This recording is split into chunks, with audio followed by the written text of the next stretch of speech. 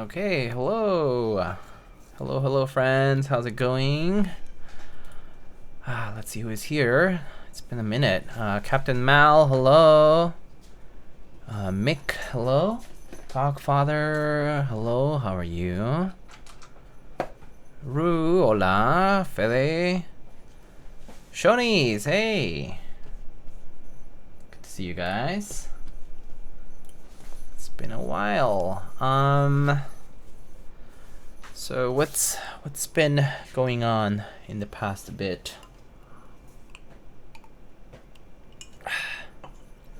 What's up, Mr. Streamer Man? Hello. Myth, how are you? Secret Myth. How's it going?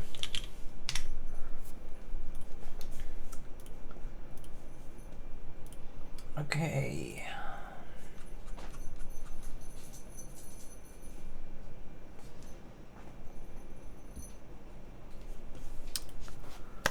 Okay. So let's talk about today's build. So today we're gonna be building the Touchstone full size. I believe Mr. Alex built this particular unit. And I believe so far I remember seeing, I think Marcia built the Mondrian themed unit. The white one that looked pretty cool, but it's like a 108 key style full size, and it comes in win key, win keyless. This one's win keyless, and also options for southpaw, which is reverse numpad, so a numpad on the left side as well. Oh, Hanui, yo, thanks for the Prime sub. I never reloaded, yo. Hello. ¿Qué pasa, wey, Ray? ¿Qué pasa? What's up? So Alex built this particular unit with an aluminum plate. But today we have an FR4 plate to use. But it's a pretty cool board. I would say out of the boards that I've seen this year that are in the full size range, this is easily one of the coolest ones I've seen, for sure. You know, we are only 3 months into the year, so obviously there's quite a bit more time. Oh, Kiwi's playing games with his toys. But look at the back. Look at all the pieces that comprise the back. It's very cool. It's sort of like this many piece weight. Very cool. Has some steel, has some like aluminum, you know, different colors and everything. So this is the mono version, so that's why it's kind of like grayscale-y. But there's a white version that comes with different tops. I think it's like red and yellow and blue and so on. It's kind of like Mondrian themed. That looks very cool as well.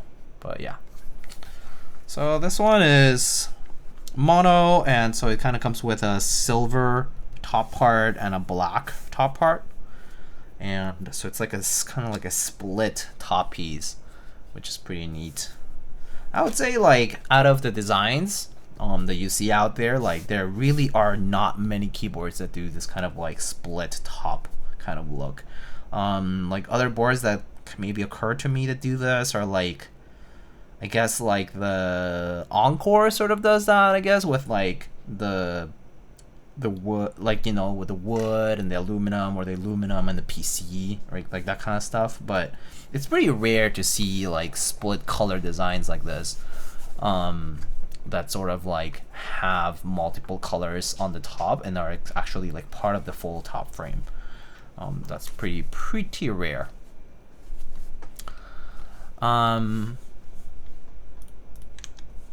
What's the name mean? Let's see.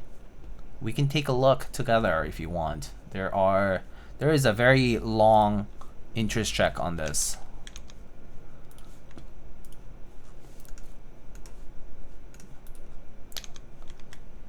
But look, let me show you. So here, right here. So this is the IC for this board. There is a group by thread as well, but the IC kind of has a bit more detail on the inspiration and the concept. But yeah, Touchstone was created from a simple idea to strip away excess and let form, material, and proportion speak for themselves. Basically, channeled James's interest in architecture and art into something tangible and sort of like picks up from that. And then, you know, draws material inspiration, modernist and minimalist sculpture, particularly structural clarity of Carl Andre and the spatial sensitivity of David Rabinovich. And then focus on geometry, mass, and surface, blah, blah, blah, blah, etc. And then, of course, there's Pierre Mondrian, and Destia, and, you know, basically all the different compositions they have. And so, you know, it kind of takes a, you know, geometric and kind of like structural, like, form into the shape of a keyboard, and so that's kind of how it was designed. So very, very cool. There's the white one and the black mono version, which we have here. And here the typing angle specifications is 7 degree, 20 millimeter front height, which is pretty good.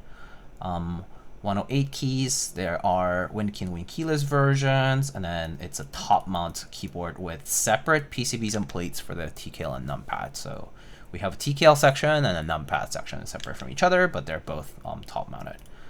And then, you know, brass, aluminum, and steel and aluminum, depending on which one you get. The white version has brass, and the mono version has steel for some of the accent pieces. And you can kind of see from this picture that you have a lot of parts. Like, top piece is 2 parts, and then all the accents in the back, there's 1, 2, 3, 4, 5, 6, 7, 8 parts. And then there's a frame portion at the bottom, and then the bottom piece, which also has all these like cutouts and whatnot. So, but very, very cool. And so I believe if you look at the price points, there is $485 to $495 for the kit, including a solder PCB by default, and you can upgrade to hot swap for $10. And then you can choose between standard and southpaw, and then WinKey and keyless. And then of course you can also get different parts for pretty much everything: top case, badge, plate, and PCBs, and feet and whatnot. But pretty cool. Of course, I think the keyboard would come pre-assembled in terms of like this. So like you wouldn't be installing like every little bit and piece into the board, at least for the frame. But you know, if you wanted to take it apart completely, yeah, you could actually have a pretty fun build experience, just kind of putting everything together from complete scratch. But I do believe it will come like pre-assembled, at least just to the extent of it being this, which is just like the case, and then you will have the plates and the PCB separate from that. Is that an R1 unicorn? Yeah, it's an old unicorn.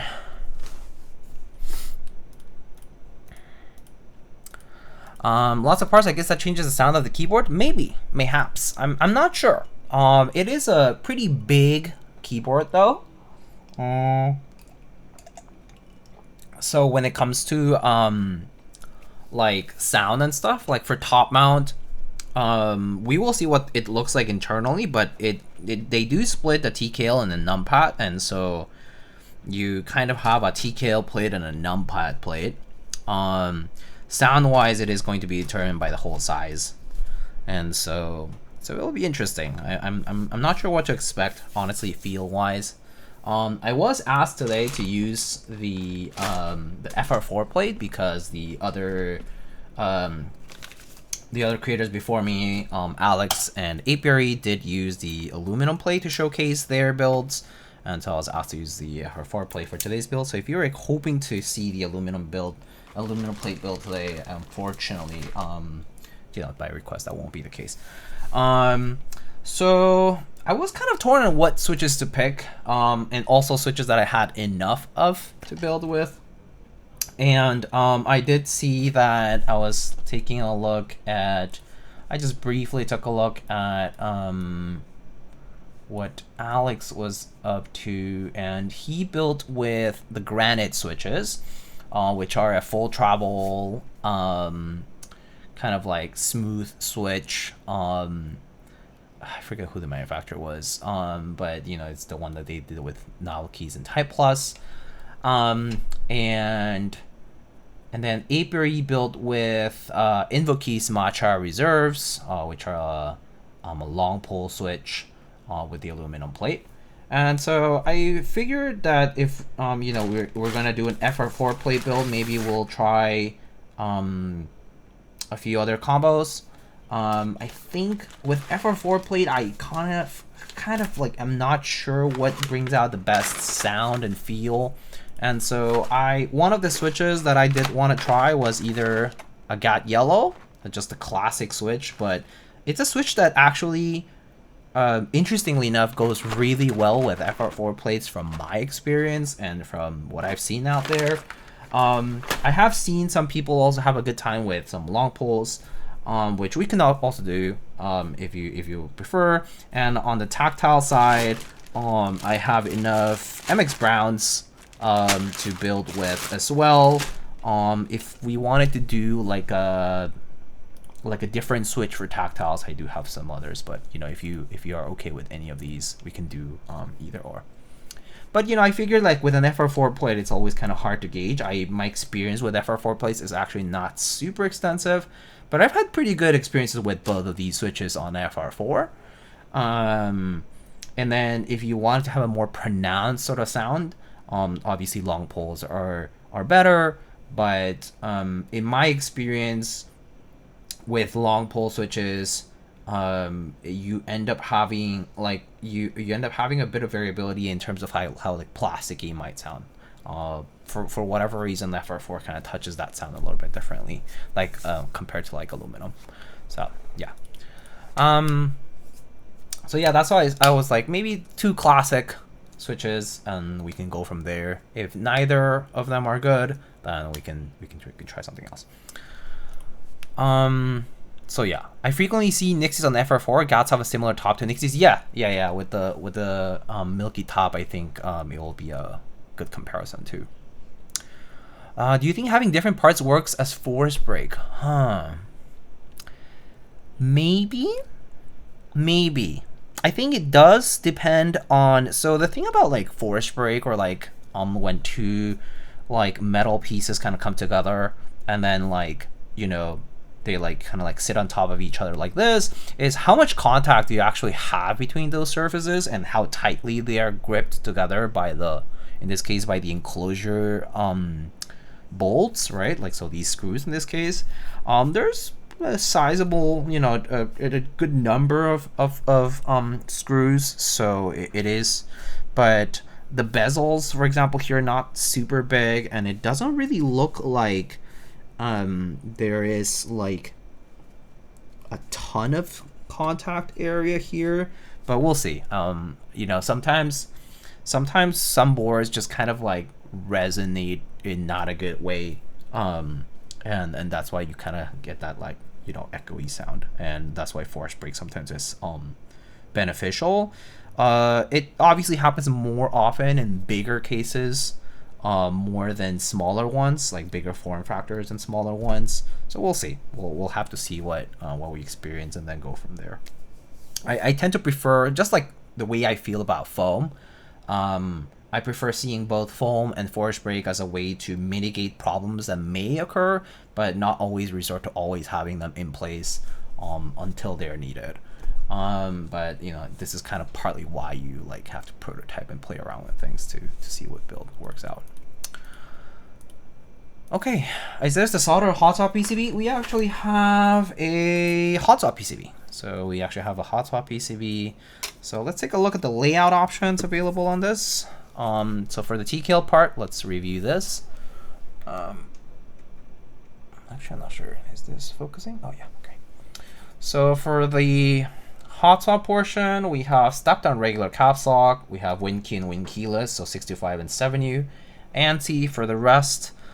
We do have split right shift if you want it, split backspace if you want it, and then the rest is pretty standard.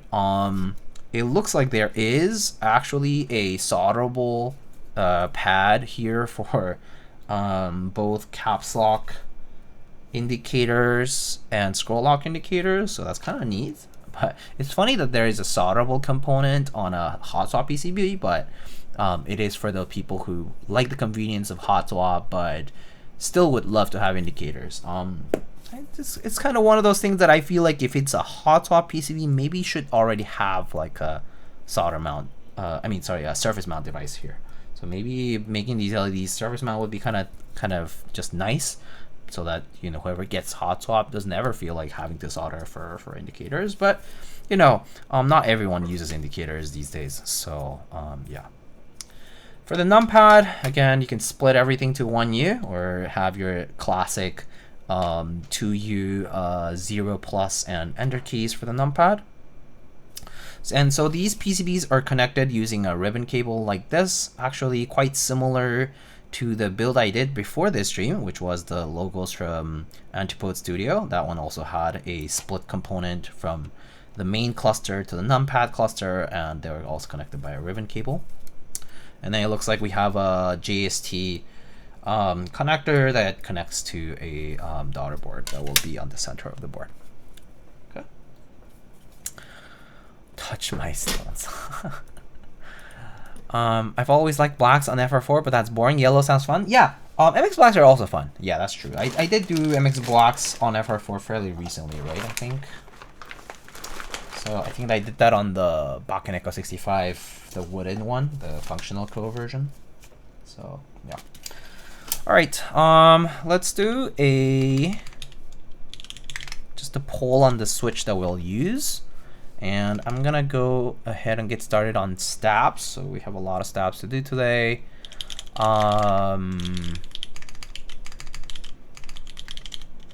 FR4 plate build. This is MX browns or Gateron yellows.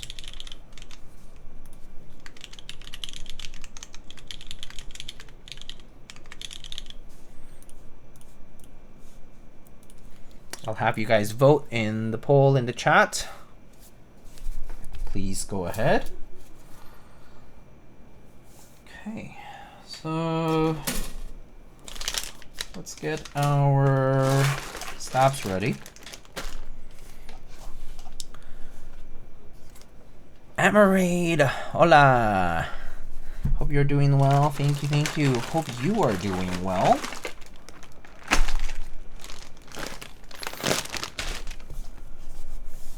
Good to see you.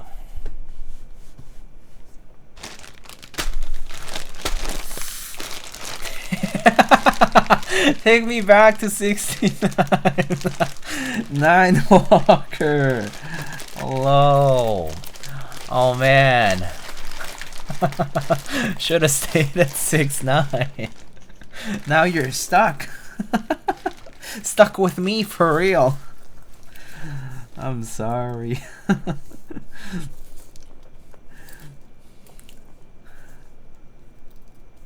How are you, man? Let's see, we have a TKL, so 5 stabs, and then we have a numpad, which is enter plus and 0 keys for the classic style layout. I'm starting to run out of cherry stabs, actually. Starting to have pretty low number of these. Maybe next time I restock on my cherry stabs, I won't get too many. These lasted me quite some time, actually. Got several hundred. Actually, I didn't even know. I got a lot of stabs last time I got these. Yeah, maybe next time I'll get fewer. 1, 2, 3, 4, 5, 6. I've been building less, so maybe it's time for me to start whittling down on how much I get. 2, 3, 4, 5, 6, 7, 8. Okay.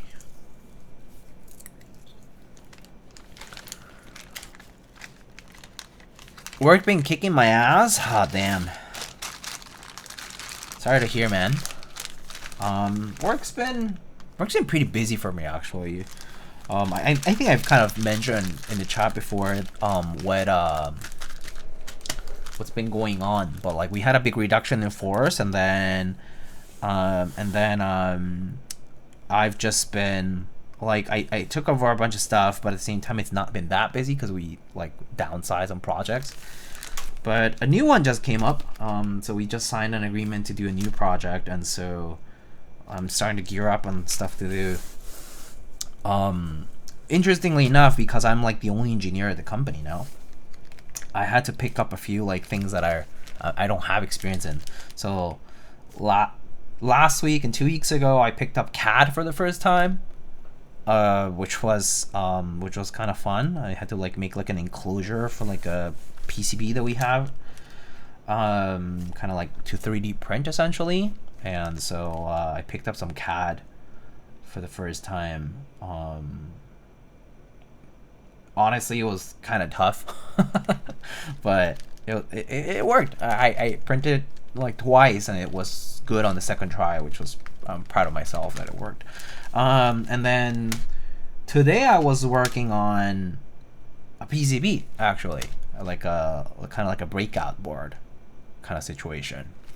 So like that we have to like plug in with like a cable and stuff. So it's interesting.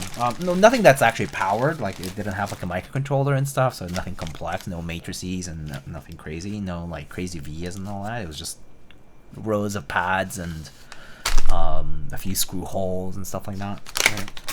So, but yeah, it's been picking up new stuff because I'm like the only person who can do it at the job, and nobody else. And like if we ask somebody else, we have to pay them, and so yeah, it's rough. And my training actually doesn't have PCB design or you know or mechanical engineering. So I've been picking up new stuff to do because there's literally nobody else to do it.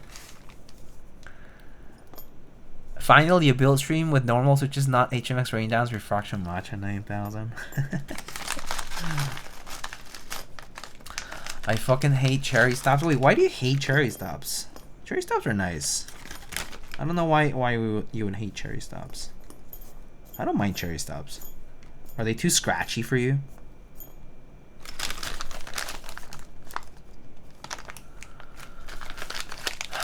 Can't wait to be invited to the FNF run of Miyago 60. Seems like it's a case ever. Just me keeping my head down. Yeah. I mean, what else can you do, right?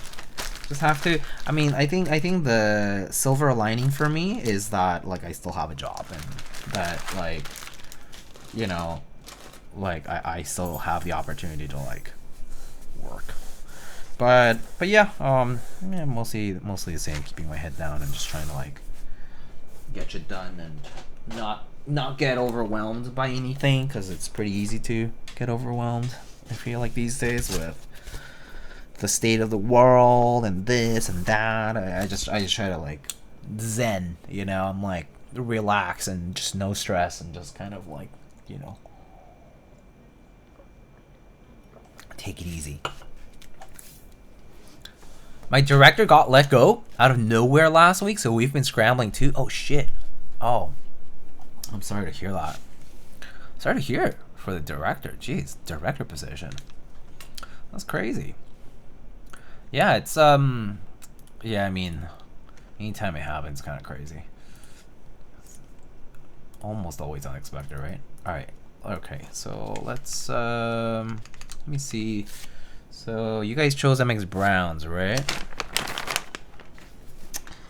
MX Browns, we have brown switches. These are Bluefit 205G0 with 62 gram springs and Swackies films. Okay.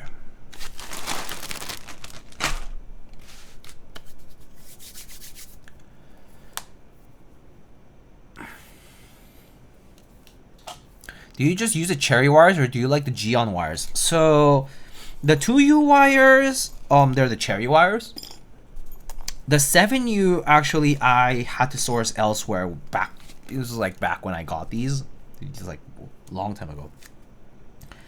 I sourced them from like this store from like, where did they ship from? Maybe like Taiwan or Hong Kong, but it was like a seller that had like 100 7U wires for sale for like pretty cheap. And I had to source it to them because the cherry stabs they all were 2Us, so I had to source the wires separately for the space bars. So I could only get 7U wires. I got a bunch of 7U wires from them, and they're pretty good. Well, they work, you know. Like occasionally I'll have to like swap one out because it's like slightly bent or something. But like there's duds every so often, but not that frequently. So it's like good enough that I wouldn't complain.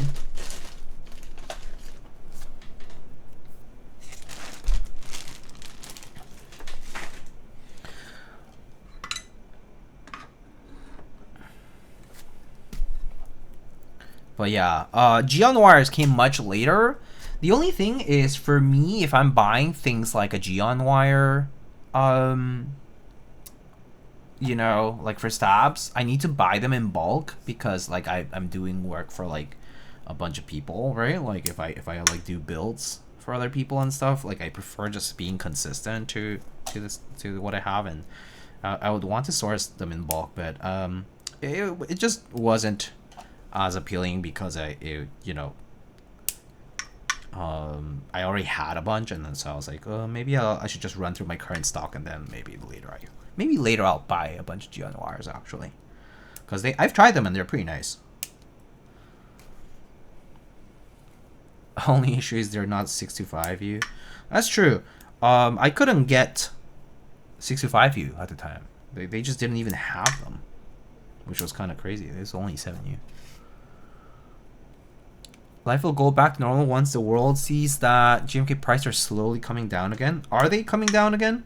Wait, GMK prices in terms of aftermarket or in terms of like from vendors?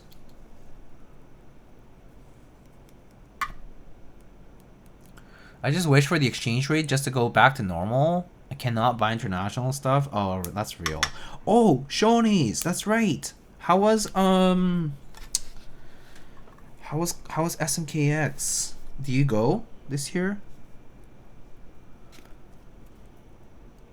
Do you have fun? Do you meet new people?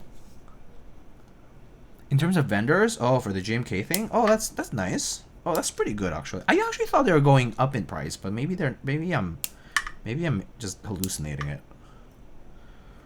To be fair, I haven't really bought much GMK lately, so at least, or I guess I haven't really compared. I've also paid the premium sometimes, like I bought like from extras or like whatever, because I didn't get it in GB, and then I was like, oh, maybe I should have gone that set. No, they are going up. They aren't slowing down. Oh, never mind. So the world is still in chaos and terrible. Okay, never mind. So they are going up. I wasn't hallucinating. Okay, I thought so too. I was like, I'm pretty sure GMK is pricier now, right? I'm pretty sure the world is not ready for lower price GMK again.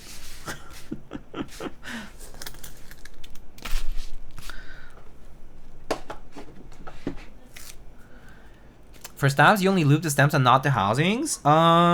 It depends on the stabs, actually. For cherry, sometimes I'll lube... Oh, so I'll definitely lube the inserts, like inside, and then slightly on the sides. I don't lube the housings as much because I don't like how sluggish it feels. In some stabs, like, they do feel a little scratchy, so I like maybe like touch it with the brush a little. But yeah, most of the lube is going into the inserts and then basically onto the wire. So basically the portion where it like contacts like this, right? That's really the main part. I'm just trying to address the ticking that can happen from the contact points between the wire and the housing. I mean, and the stem, I guess, the stem inserts. So that's usually what I try to address with the lube. But in terms of like adding lube onto this part of the housing and whatnot, not a huge amount. The only thing I'm trying to prevent is like I don't like it when it gets like sluggish from lubing. I used to do more lube on the side part of the housing too, but I realized that it felt kind of sluggish.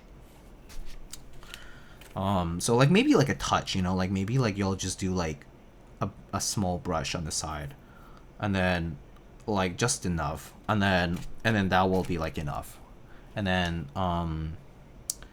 so for the inserts, right, like for the stems, I'll like lube the inside, kind of like more like a nice uniform film of lube essentially, and then maybe on the sides you'll like touch it a little bit, just for so that for that first like bit of like static friction to sort of go away, and then the rest is going to be from the wire.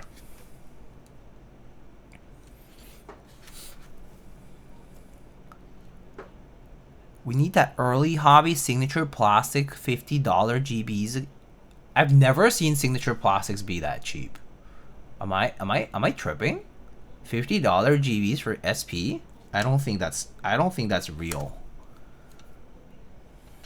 I don't think it's ever been real.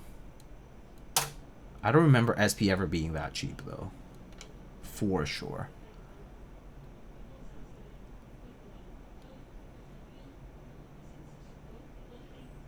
SP has always been kind of expensive.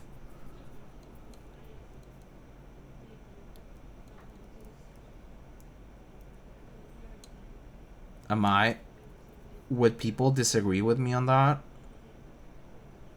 I'm pretty sure SP has been really expensive. Or not really, but like, you know, still considerable. Even early hobby, I don't think it was that cheap. Maybe it was for like certain GBs, but also wasn't compatibility really poor? I think it's not, it's like an apples to oranges comparison to compare very early hobby GBs and current ones, because compatibility is very different from back then and now.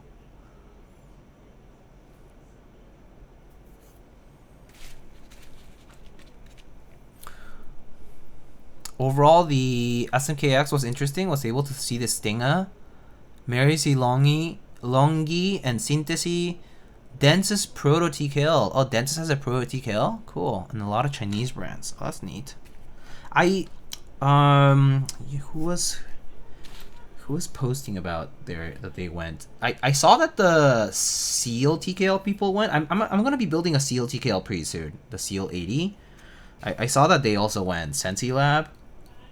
I think that's their first appearance over there in Korea. That's kind of cool that I heard that the event sold out. I heard that the event was like fully sold out. Like is it like 4,000 people each day or something like that? Something crazy. 2 days, right? Huge. Like the absurd size of the event is like truly astonishing.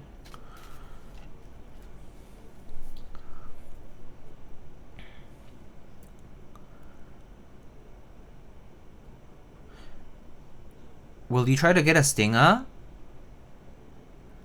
I would love to try it.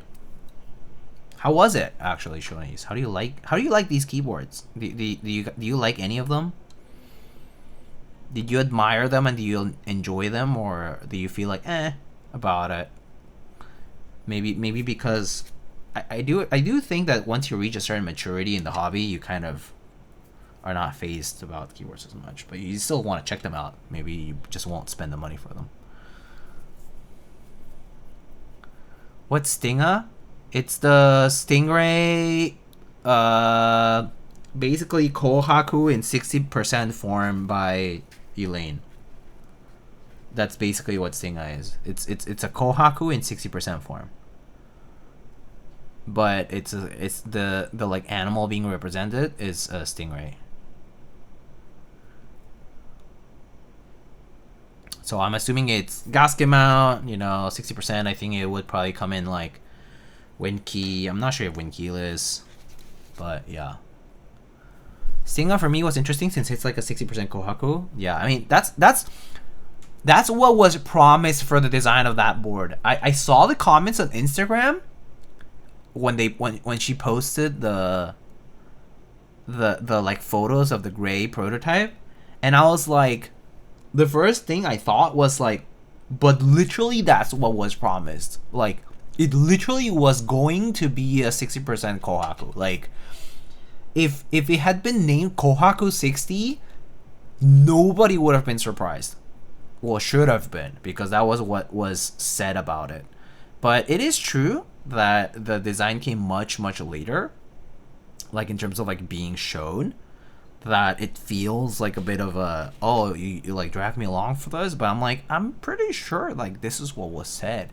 You know, Elaine was just like busy with other stuff, life.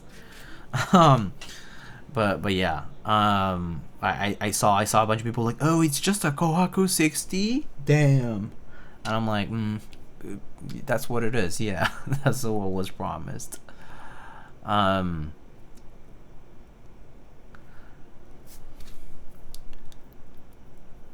The animal is Ray the Kid. So are you gonna get it, Ray the Kid, the Stinger 60? I mean, it's a cool board. I like the design of the Stingray in the middle. It's a pretty cool back, and the little grill in the back is a neat detail. People were expecting Stinger was going to swim on its own. I mean, I wish. Can it also like fix homelessness and world hunger and also stop pointless wars out there? Thank you. And also like help us not drown in the economic disparities of today's world. Thank you. She said it, but some people don't always take stuff at surface level, especially in the hobby. I think she was big punch when it was actually what they said it was. I guess so.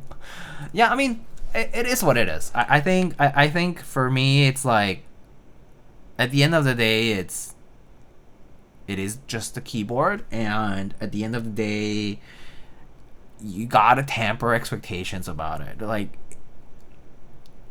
we're not reinventing the wheel here, guys. Like, we're not, like, it's not, every keyboard won't be a groundbreaking thing. You know, I joke about this every so often, but like, at the end of this year, I'll have been into keyboards for 10 years, okay? That's a long fucking time. I cannot believe in the first place that I've even been in it for this long. It's insane. But also, you know, in those 10 years, that's a very long time. You know, keyboards are keyboards. That's what it is.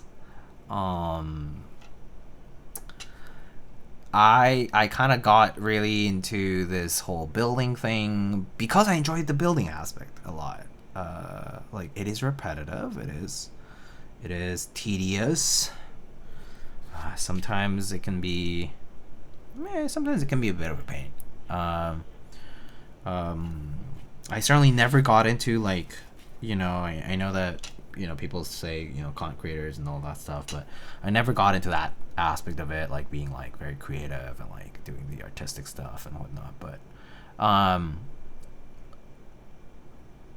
you know, it's been fun seeing the space evolve a lot though over those years. Like, it's kind of crazy that, like, you know, we've gotten new things for sure. We've gotten a lot of new things. We've gotten like cool designers and crossovers that I never thought were possible, kind of thing. But it, you know, keyboards are keyboards. Just need more proper sound tests before I can decide if I like it or not. Like the colorways, I was late in the hobby for most single R1 stuff, so I would like to try for it. Yeah. entitlement, like she owed something or what? Maybe, yeah. Maybe people just felt, well, people feel like they are waiting. So it's an interesting thing. People think that the first time something gets talked about, and by the time you get to the end product, there must be that long of a time of progression and development and updates.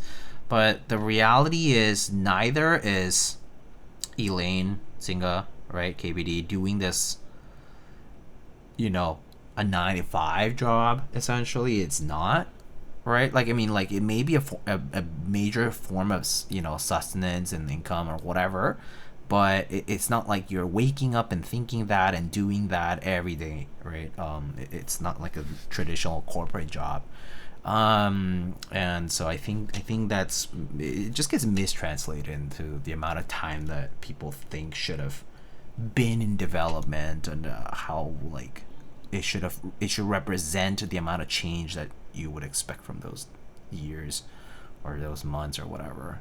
Arguably, designers, you know, nowadays, designers like in China, or like the big, you know, big studios, or like big teams that are, or even small teams but pretty prolific teams that are currently doing lots of keyword stuff these days, arguably make really different and pretty innovative stuff in the scene within a super short amount of time than a lot of like the well-known, renowned designers might, you know.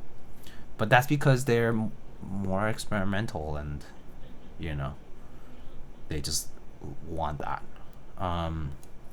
But, you know, it's tough. It's tough. I classify some of the like more well-known designers to be like tried and true, more classic, for a reason.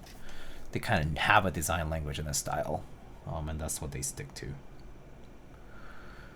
Especially if something worked in the past, why not stick to it, right? Why fix something that's not broken? Don't forget, it must increase in market value 1,000% per month. Yes. Increase shareholder value, my friends. Complain when it's announced. We'll try to get it anyway, then complain when they can't get one. The hobby is not admiring keyboards or using them. The hobby is complaining. So, in other words, by the end of this year, I'll have been complaining constantly for 10 years. That has been my hobby. I have become a proficient complainer.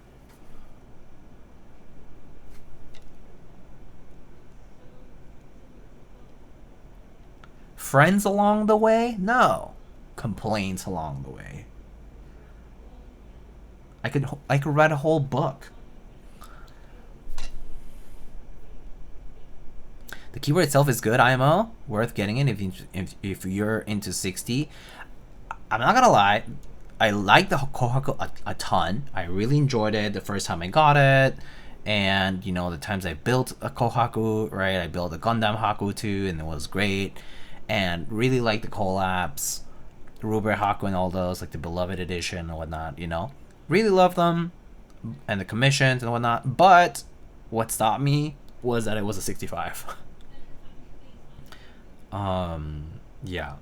And for like the, you know, quote unquote special versions of the Unicorn that happened over the years, right? Like a lot of them were commissions, right? And so, or actually, I guess most of them, except for like the EE and a few others. But yeah.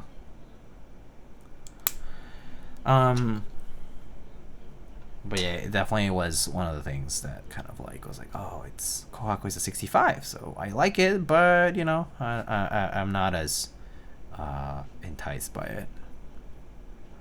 You mean I'm not supposed to send death threats over a metal rectangle? Yeah, if you fail your online queue, you better complain. How dare a vendor not push me through the queue?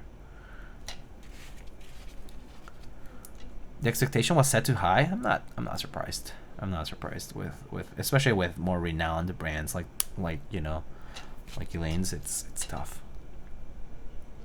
I'd be tempted by a Gundam Stinger. That'll be kind of cool, yeah. I actually wonder what kind of thematic things could be done with that. with the board. But because it does have quite a bit of real estate with the big weight in the back and whatnot, you know, has a pretty recognizable profile and all that. It's just like a classic wedge, right? So a lot of potential. A lot of potential. It's actually probably easier than the Kohaku to maybe pull off. I actually don't know what it looks like internally, but it's definitely, it probably is easier compared to it in terms of how the, you know, in the Kohaku there's the little spots for the fish, for the koi fish that sort of like slot into the weight. Like that's more complex. I think it seemed to me at least that the Stinga was a bit simpler in that regard.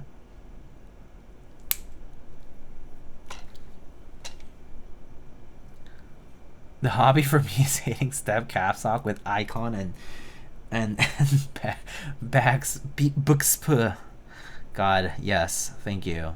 I yeah, I dislike those a lot too.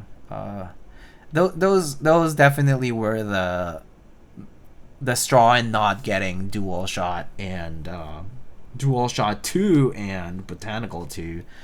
I didn't get botanical 1 or dual shot 1 because it was at the time where when I was contemplating them, it was already after I had tried 8008 and 9009R3, which was after I realized I didn't love the centered mods, right? The vertically centered mods. And so yeah, those no longer interest me for that reason. The colorways are great though. I love botanical. I love dual shot. Love the nostalgia, you know, evoked by dual shot. I think it's a great set. But yeah, couldn't do it. Couldn't get past the legend choices. And it is what it is. I mean, it's the same way I feel about like the new GMK new legends, like the, what is that, like O-Type's Tribal, or there's a few others, right, that use the new legends, but like there's cool ideas out there that are accompanied with them, and I'm like, I wish I could support that, but at the same time I can't do those legends either. What about step caps with just caps? Much, I think, more tolerable. Still not ideal. Like you're talking about caps that just says caps, kind of like which set? Analog Dreams. I think that's the notorious one. Taro R2, I think. Like basically like the P weight sets, and yeah, a few of those, right? Yeah, don't love the single word caps on step caps. Don't love it. It's not ideal, but I do find it more tolerable than the icon plus legend that are literally about to fall off from the edge of the cap. Just too little space for that. And yeah, I think it's just a design problem there. It just cannot fit in there. And so it looks really awkward. But yeah, I think, yeah, one word caps, it's kind of empty looking too. For me, Kohaku is that board. Healed my dislike for 65. Stinga looks awesome. Ooh. Kohaku is a very nice board. Like, it sounds really good. It is actually kind of like an unexpected board for me, the Kohaku. So the Kohaku came out during a time when Gaskimon was very well known and tried and done. And so I remember when I first built the R1, like the red prototype that she sent me, I was not expecting that much, but it sounded really good. And personally, my review, I think my review was like okay about it, but I actually got more surprised as people started receiving the boards and kind of like talking about it. And then when I tried builds for other people too, like at meetups and stuff, I was like, oh, it's a very nice board, and it sounds really good with a lot of combinations of builds. Like I think a good board definitely has a bit of that characteristic, right? Like you can make a lot of different kinds of builds shine, and Kohaku definitely had that. So, you know.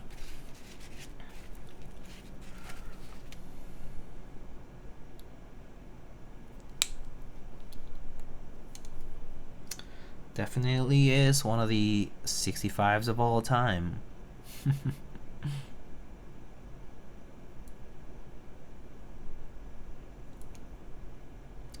And you know, I think obviously this hobby is propelled by hype, and inevitably things will come and go when there have been boards that have been in the spotlight for a while, especially like during COVID, and now aren't, or like they very much aren't. But like, I do think some of these boards also deserved some of that hype too, and I think that, you know, as the hype has subsided because maybe the price went down in the market, doesn't really mean that the boards are bad, right? But like, I don't know, I feel like it's nice that at least things have become accessible for people, at least as a newcomer, and you just have a lot of options now.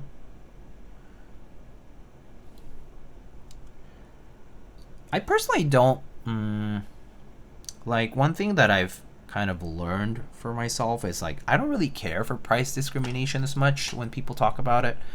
They're like, oh, it's $400, it's, you know, or like $500 plus, it's too expensive for what it is.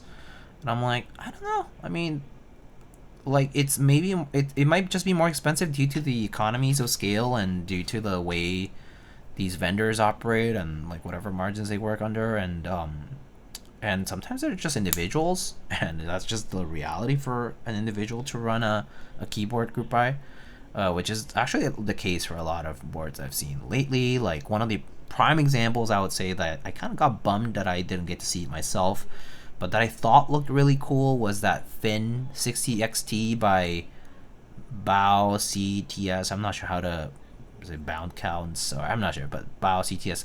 It's like a 60XT board, but it looked really cool, but you know, like, price was higher, was run at a time when there's probably like not great in terms of competition and like just timing wise. And so I wonder if that board like hit MOQ or not. But like, you know, I didn't get to review it because the designer was straight up like, you know, the budget for content review stuff like ran out, and like also like just like timing wise just didn't pan out. And then I was like, you know, it's a bummer, but it's okay, like, totally understand. But it, yeah, I saw the photos and like overall reviews of the board, and it looked pretty good. But people are always like, oh, it's like over 400, blah blah. It kind of doesn't deserve the support because it's just too expensive compared to my Neo 60 core or whatever. And I'm like, okay, I mean, if you want the Neo 60, then just get the Neo 60, right? Yeah, I think enthusiast boards, I guess, if that's how you would call them, or like maybe like small batch stuff out there, run by, you know, individuals or small entities, I guess, small groups, whatever it is, small quantity runs and stuff. Like, I think they still have a place in our hobby, and actually that's kind of what will keep this particular part of the hobby alive. Like, a good example of that was also the Hope TKL from Foras. Pretty expensive board, sure, but very nice board actually. I know a few friends who actually picked it up, who I think will be pretty happy with it because it looked pretty nice. But it was not a cheap board, that's for sure. Yeah. So,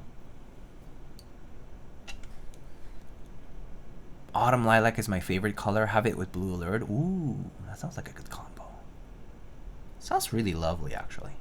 I like matches that aren't like blue on blue.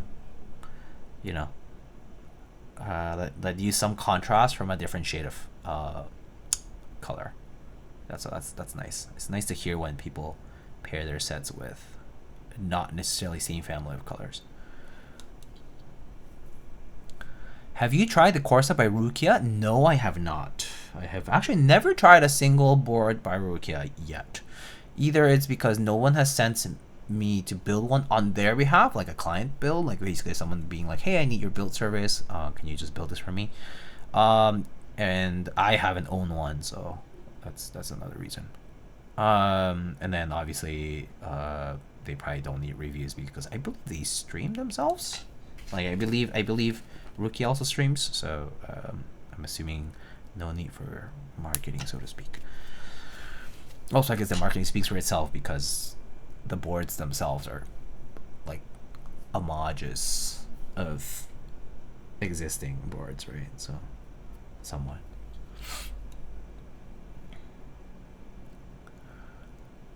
Weirdly, Koreans have started to spend more money on expensive keyboards.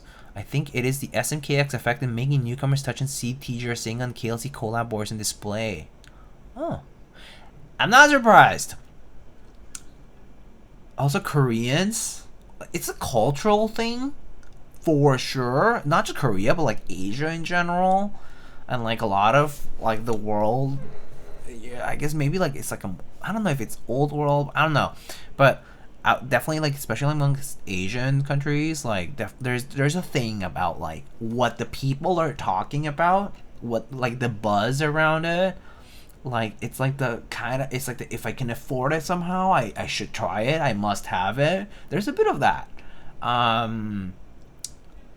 like regardless of the options, right? Like kind of like you would consider like classic traditional luxury products that are, you know, like people might talk about jewelry and they might be like thinking like Cartier or something, you know.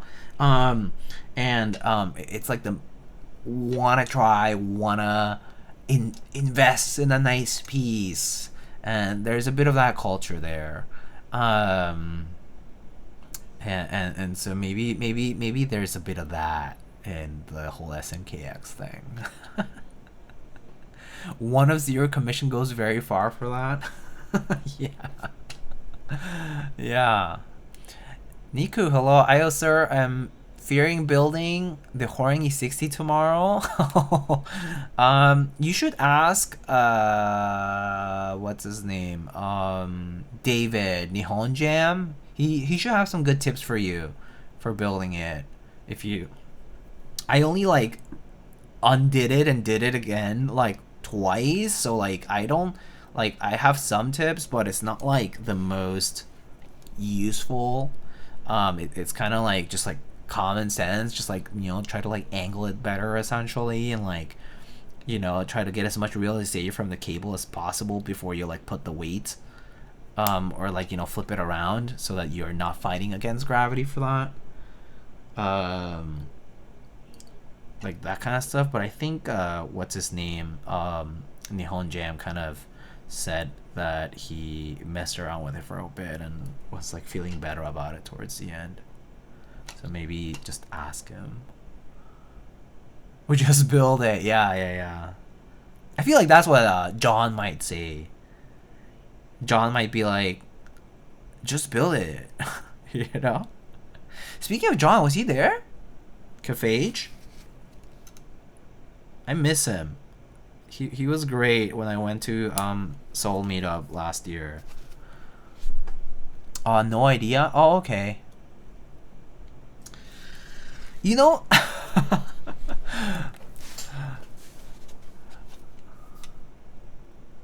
I'm trying to EC build. Oh, EC? Oh, EC's coming through finally?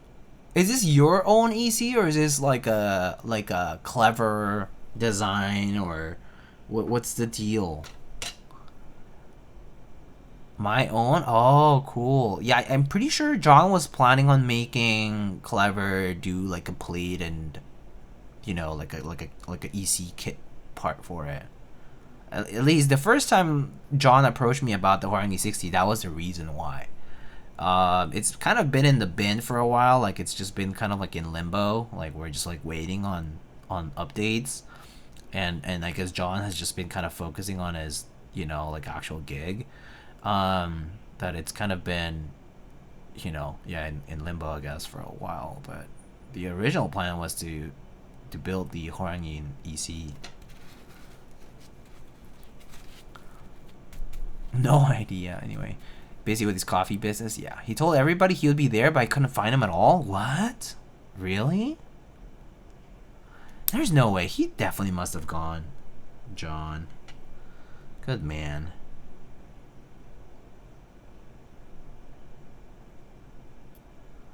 Makes me wonder who went this year, though. I mean, I'm kind of bummed I didn't go. I mean, I guess this year, it's just a lot because I would have to you know, I'll have to get tickets for 2. Oh my, I wouldn't, you know, I wouldn't just abandon the lady over here to be like, I'm going to Korea and you're not, bye. I wouldn't do that. So yeah, I would have to do that. And then timing is kind of rough.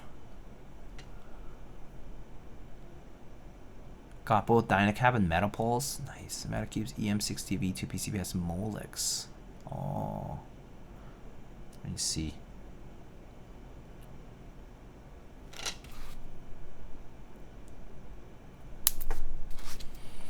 Okay, stabs are kind of done for now, so let's put them on.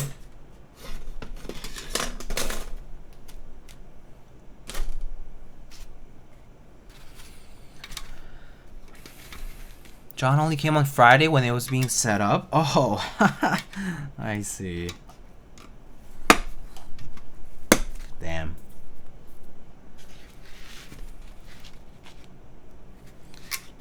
He just wanted to dodge you? Wow. I would never dodge Shoney's. What the heck?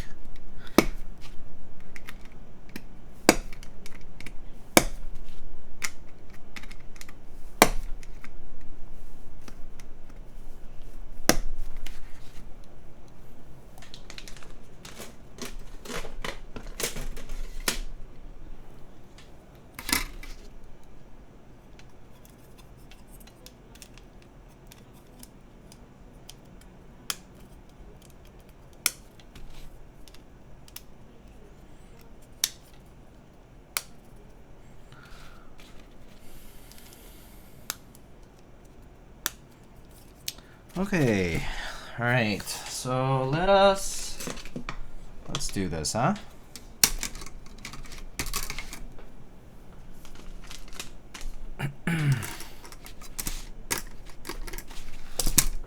Start with this part.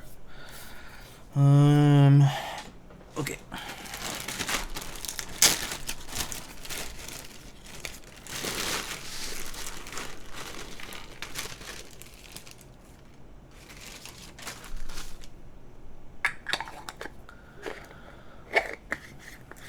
Conin, hola Diego. Will you grab the new Bauer? I didn't grab it before, so probably not.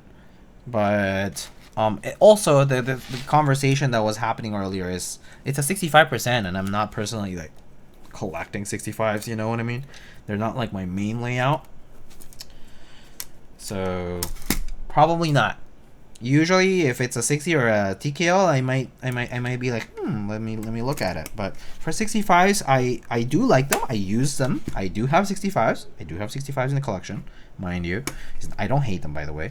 It's more that I personally use 60s and TKLs more often. But 65s, I won't go out of my way to get them as much. Yeah.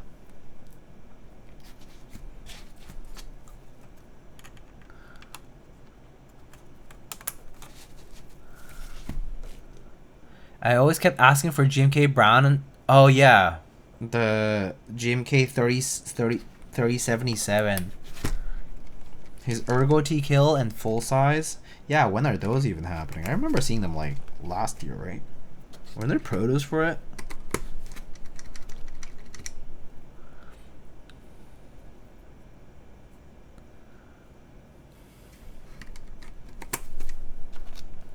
Are you planning on getting the Bauer, Conan? Do you like the Bauer a lot? It's a nice board, actually.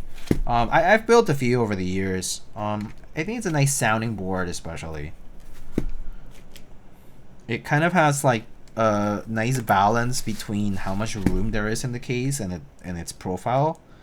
So it kind of has a pretty lovely like sound signature to it. That's kind of like a, yeah, somewhat of a resonant aluminum case, but not in a bad way.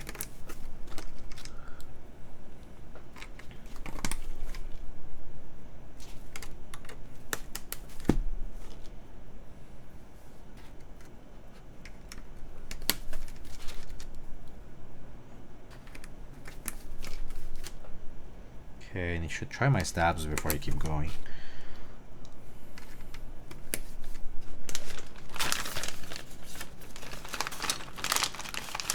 Okay, okay.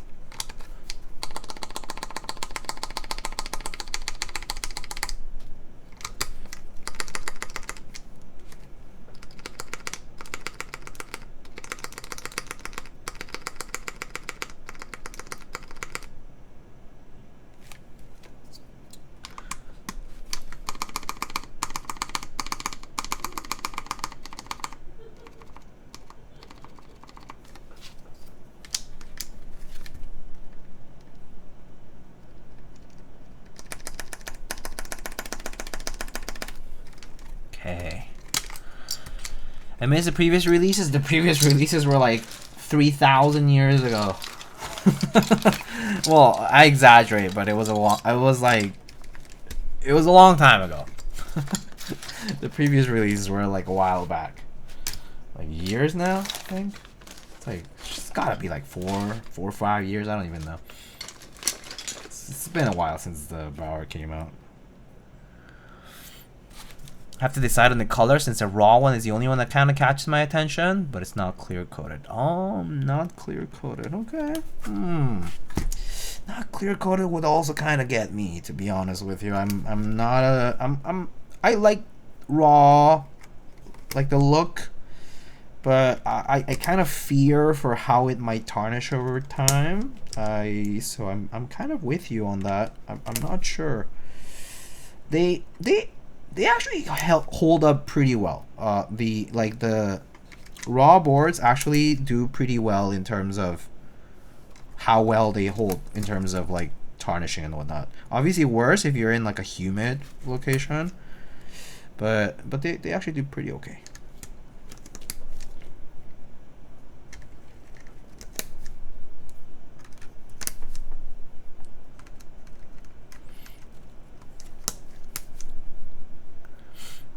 I just feel like 400 is a lot for full alu. I mean, yeah, for the current day and age of keyboards, $400 is a lot. Yeah. Yeah, you just kind of have to choose, I think. I mean, surely there's a decent amount of markup from like however many they're making and whatnot, but everyone has margins. So yeah, it just kind of have to be.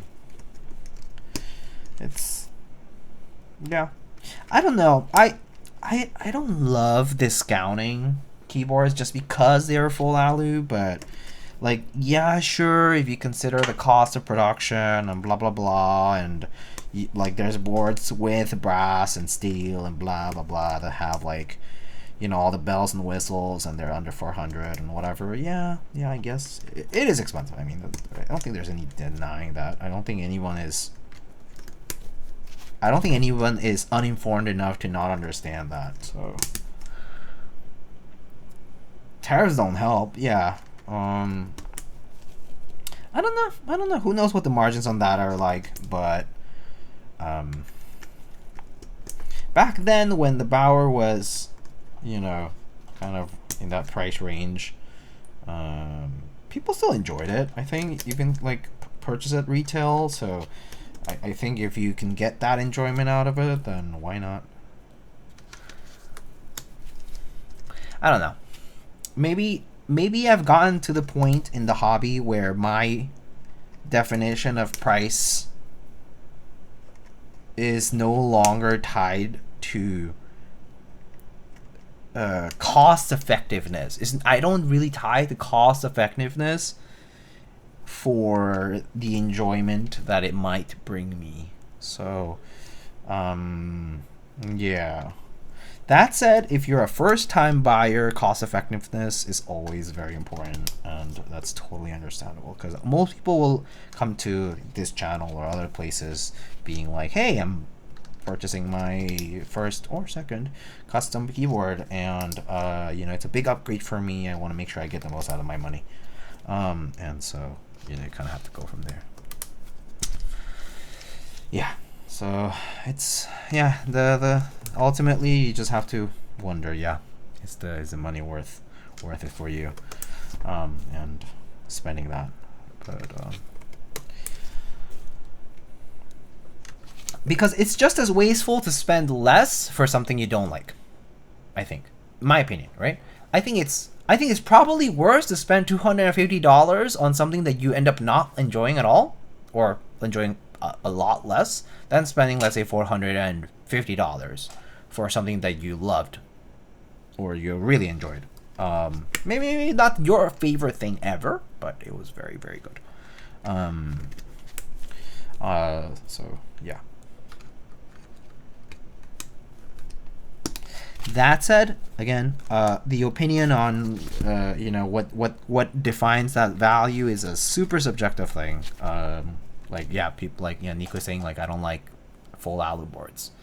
I like alu boards personally. I think some alu boards have a lot of character and can be very fun, but I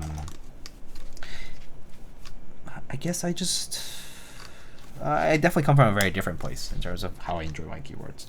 I enjoy variety. I enjoy different.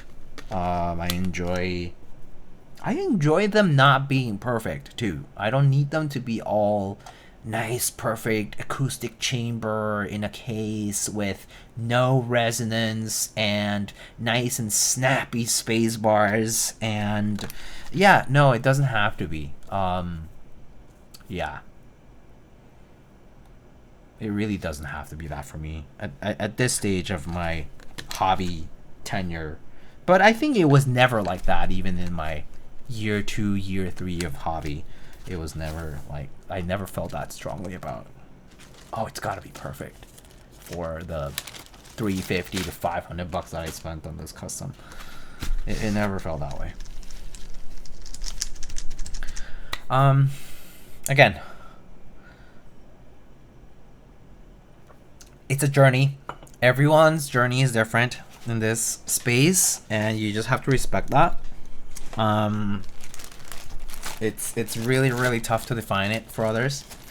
I mean, sorry, me especially as a person who does like these streams or like tells people like about how I feel about stuff, I always should be saying, I cannot define that experience for you, ever. You choose, you decide what's good for you. I can tell you how I felt about it, but it will never be the same as how you will feel when you experience it yourself. It's like kind of like a big disclosure, like a disclaimer rather. There.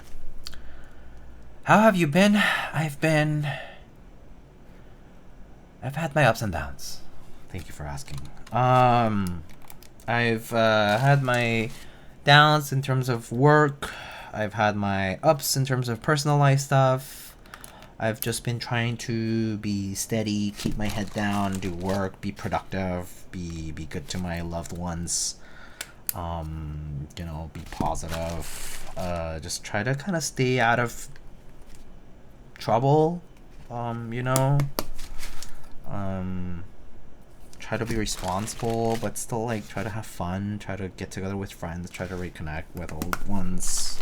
Been trying a little bit more of that. Trying to learn new things.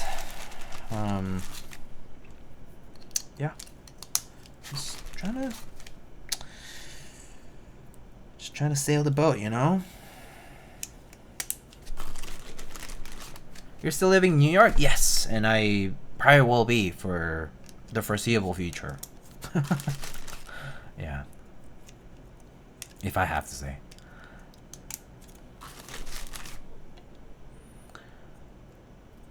Just go with Topre? Topre is yeah, quite a different thing. Topre is good. Topre is comfortable, but again, not for everyone. I think a lot of people do gravitate to Topre eventually, though. It's just easy. It's just comfortable. Hard to say no to something that's like that. Reliable, I guess. It's nothing crazy. It's pretty boring, Topre. It's better now, actually. In the scene has dramatically evolved in terms of options and possibilities. So hooray for Topiary, like marked improvement from the past within the past 3 years, insane amount of stuff in the Topiary space, which is honestly amazing. But yeah, best all rounder. Yeah, average. I think if you average it out, I think Topiary really good. I love BK. See, I don't love BK. I'm a 45 gram guy. I'm a very vanilla Topiary guy. I have 55 gram, but I don't love it for like long periods of time. All right. So we're very different people. That's all that it is. You enjoy very heavily tactile, perhaps. I don't. I'm a BK 45. Oh, okay. So like a lighter BK. Yes, the snappy feel. I like aged 45, like the H OEM domes. Those are good as well. But it's probably because I'm used to it. I did have a period of time where I had to like get accustomed to it. What are these? Are these T6? I think these look like T6 Torx to me. Not yeah, these are T6 Torx for sure. Any thoughts on Alps? I've been considering trying buying for a while. My personal opinion on Alps and a lot of vintage, and to be very honest with you, is that they are best in the OEM form. They are best and enjoyed in their plastic chassis, and there's custom builds that also are pretty good. I think probably personally the best like Alps custom that I've had, that I personally have experienced, is the Lunar 2, the 60% version. The Lunar 1 actually is really good if you put some loud like switches in them, like SKCM Blues, which are the clicky ones. But like I think just the best overall experience I had with custom Alps was the Lunar 2. It really nailed it on that one in particular. But Alps is tricky. It has a very different sound profile from MX.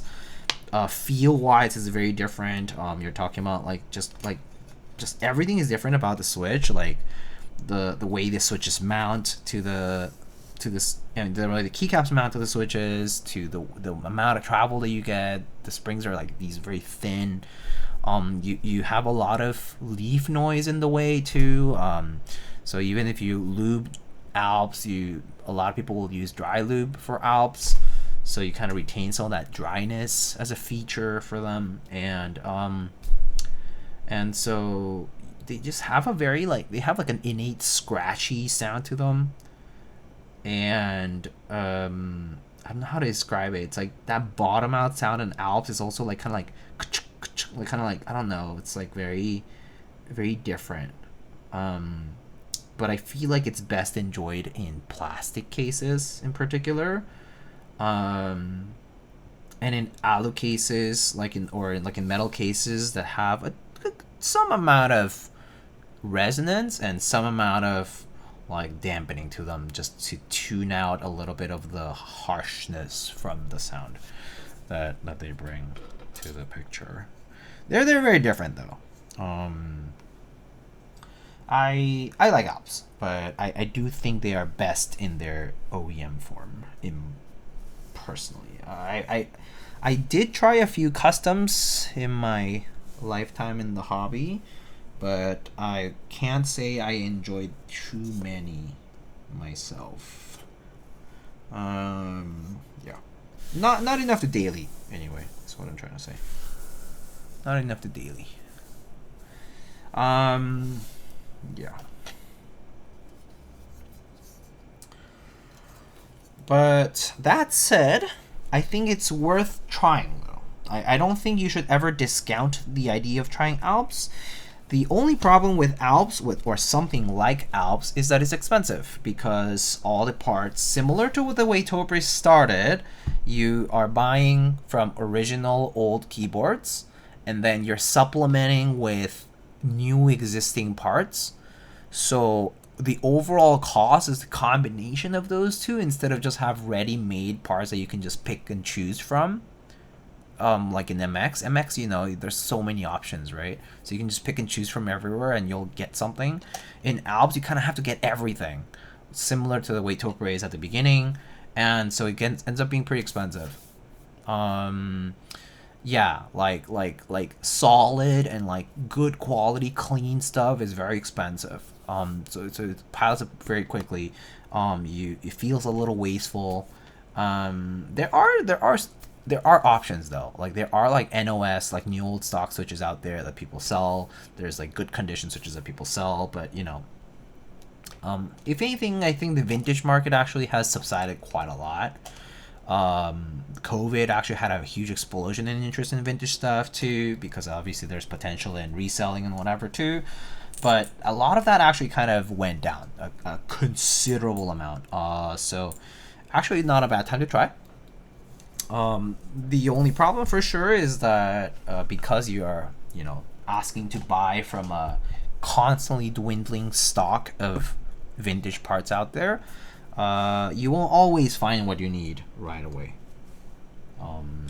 Yeah, so it requires patience in finding stuff.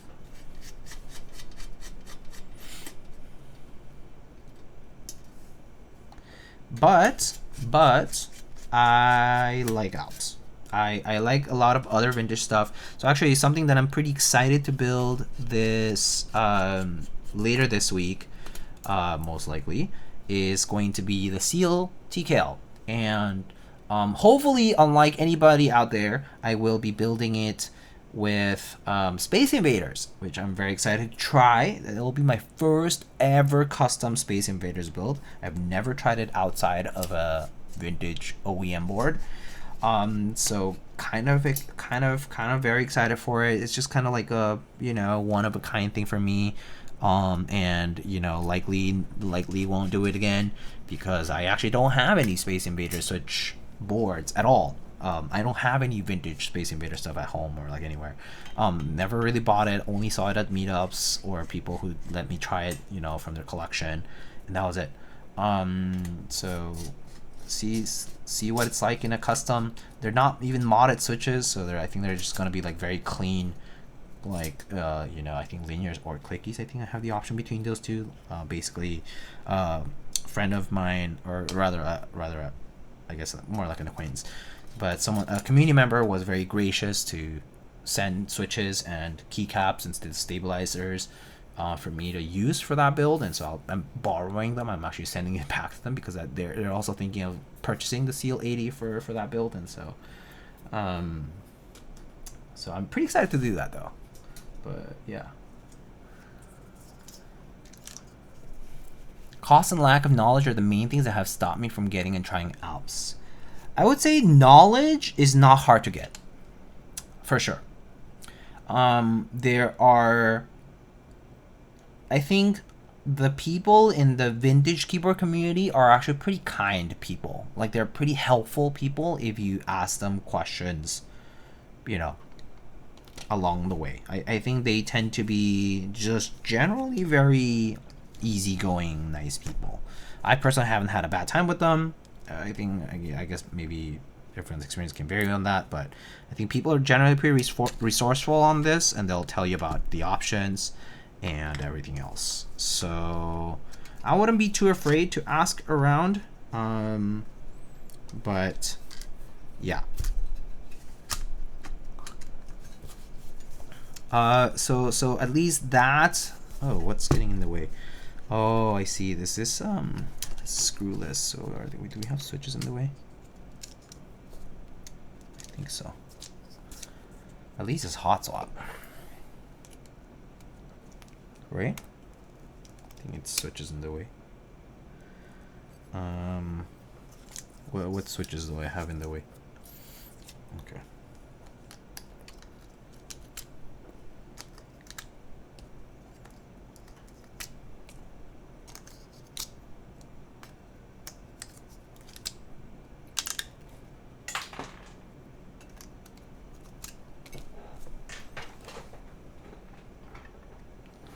Black Salmon is doing Alps but not Space Invaders. Oh, cool. He's doing Alps. That's nice. I like people that, you know, I like that he's trying something different.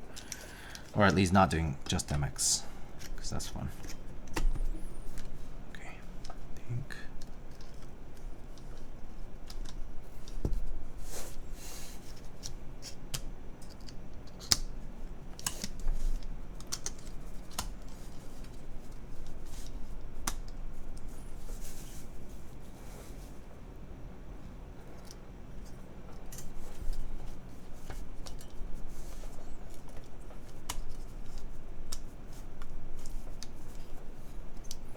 Did I miss here?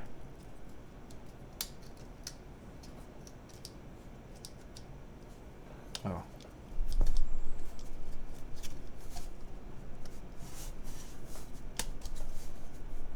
Ah, that's weird. Is this a mistake? I'll have to give them feedback for this. Mr. James or Upas. Actually, I think it's James. This plate is different. There's a mistake on this plate. There's a mistake. You guys see that? The tab between F4 and F5 are not lined up. They're not lined up. It's slightly offset by a little bit. I don't know what I'm gonna do. I guess I can. Oh man, this is a. I'm in a conundrum. Do I just shave it off? Do I just snap it a little bit? Maybe I'll just have to do that. But then, what holds the tab? It's okay. This is why we do prototypes. But I mean, I'll have to tell them. I'll just tell them now. Looks like the top mount screw tab between F4 and F5 don't line up with the case. I'm going to use clippers to trim it off so the plate fits. So sorry in advance. So Rucho time. I mean, well, I'm just gonna cut it with these. You know, I'm just gonna clip it off. Well, I'm just gonna clip like 3/4 of it off, basically. Just enough so that it still can go on there. It's pretty easy because it's just a small tab, but yeah. Bye bye.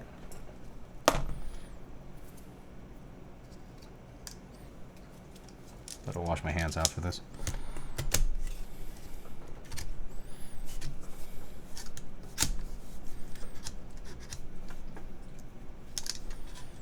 Okay. Slightly more.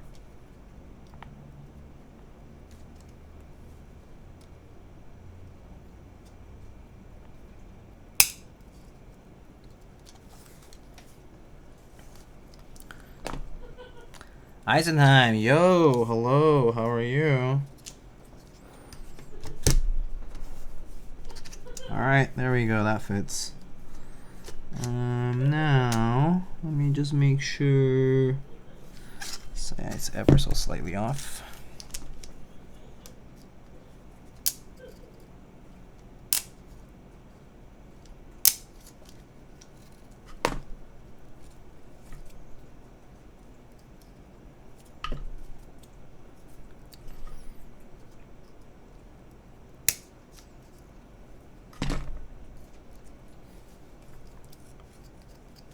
Okay.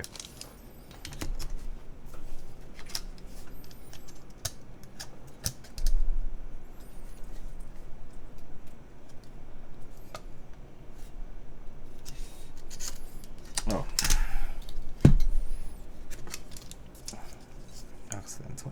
switch still on.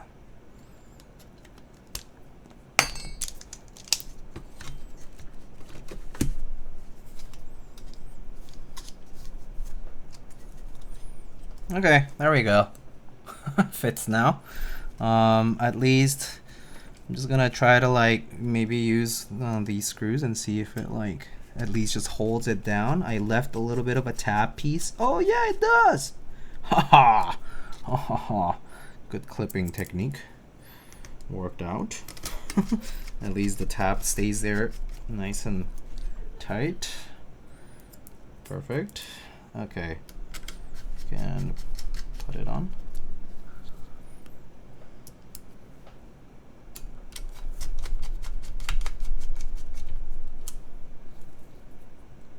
Okay.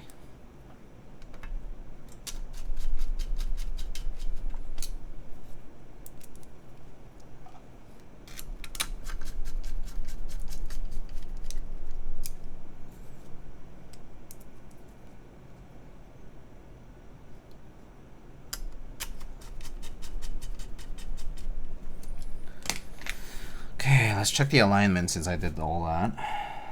Oh, looks good. Okay, looks pretty good. Put these caps, these switches on.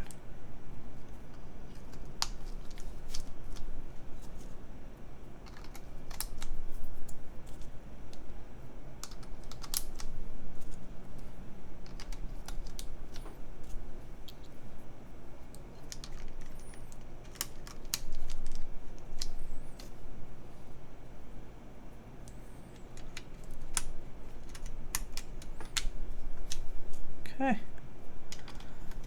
Okay, sweet. Okay, now numpad time. Numpad. So let's take off the other plate.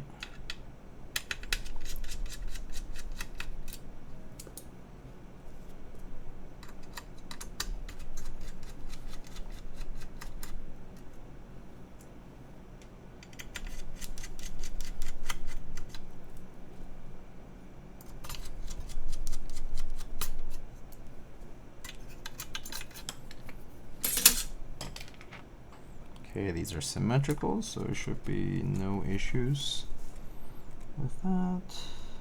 The only thing would be the switch.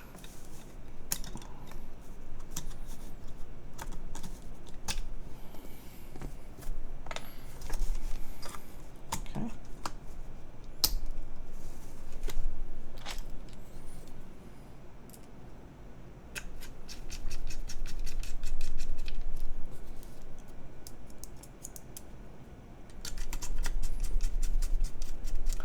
Oh, Patty! Hello, Raiders! Hi, Patty. Hi, Patricia. How's it going? Thanks for the raid. Welcome in. Hands in the air, it's a raid. Ah! Hi. How's it going? What are you guys doing? Did you do any keyword stuff today, or were you playing games? Or was it up? Actually, I don't know. What are you doing today? Gaming. Oh, fun.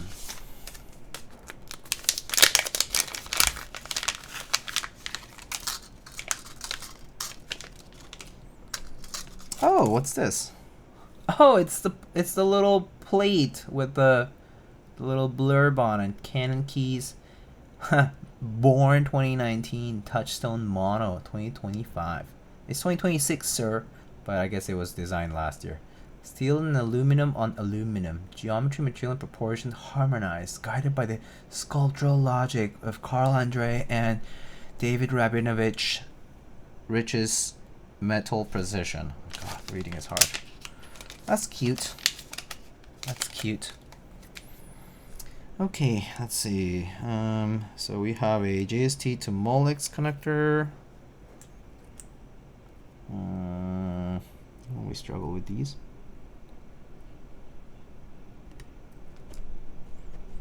Okay. Nice and short connection though. It's pretty simple.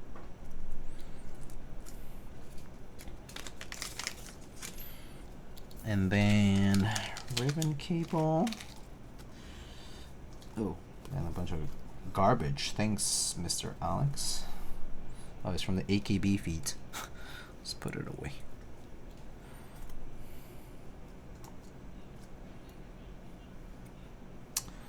Okay, tape side down. Maybe I'll use this one that was already pre-folded.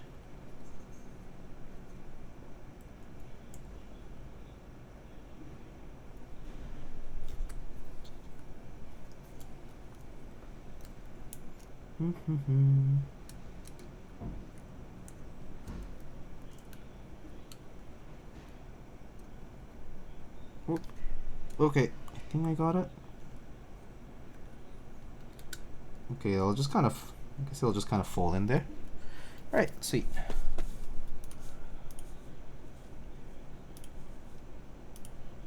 Oh. No worries, Patty. Guess Twitch is buggy. Or OBS.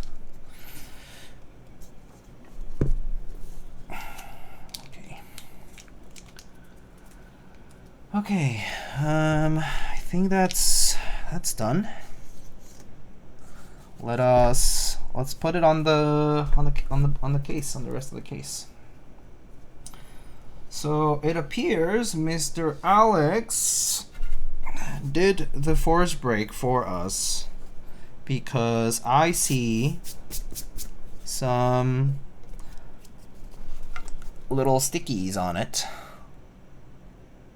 around the case, so it appears Alex might have felt that there was resonance in the case that he wanted to address with the force break. We'll just leave him on because why not? Just has a bunch of dust.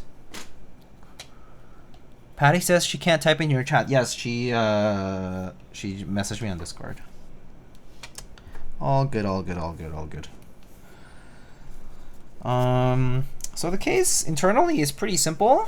It just has cutouts for the stabilizers, which I think they're removing because they're just changing us a few small things. But you know, there's going to be no issues with the tolerances and stuff.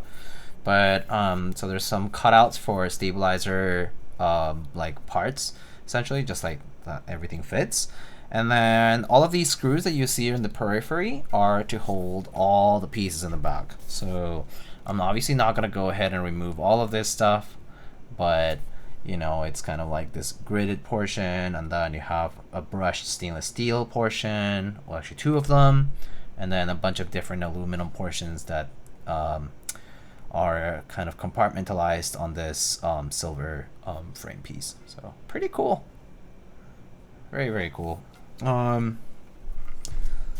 yeah, it's construction wise, it's you know, complex in terms of how many pieces it has, but internally it looks fairly simple. So I'm just gonna go ahead and close this up.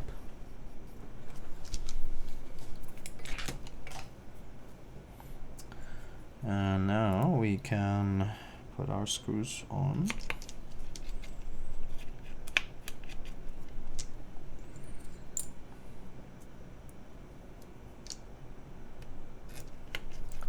Also, hi Alvin, how are you? Good to see ya.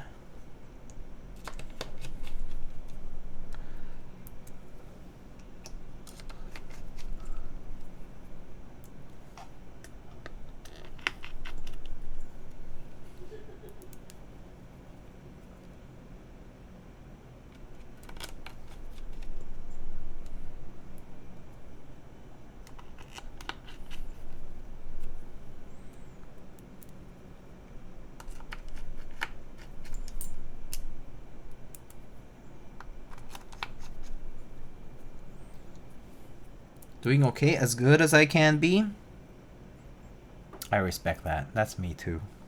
I feel the same way. I feel the same way. Just trying to hang in there, you know? I sigh a few times a day, but I promise it's not the worst thing in the world.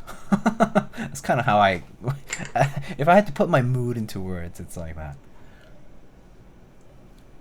Good things happening too, so... but it's like a lot of energy expended each day. That's kind of how I feel.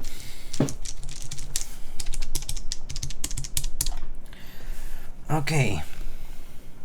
Sighing is not that bad. That's fair, that's fair, that's fair. It's better than many other things, right?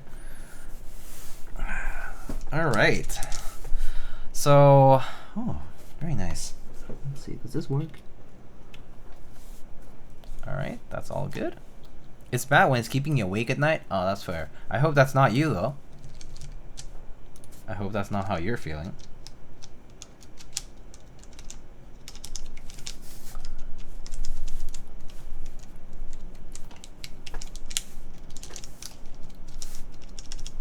This switch is either a bent pin or I think that's FN actually. I think that's FN.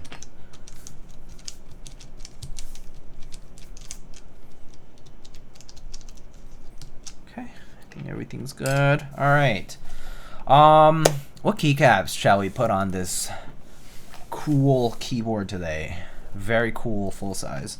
Actually, probably really one of the coolest ones I've seen.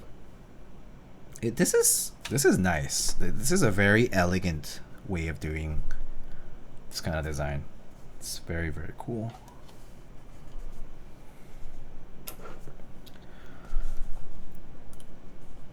Please do WoB mixing with black on white.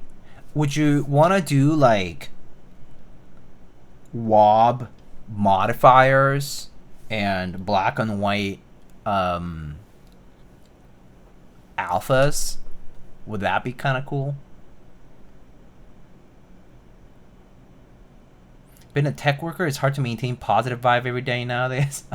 Yeah, I feel that. Yeah, but we have lighting. Lighting.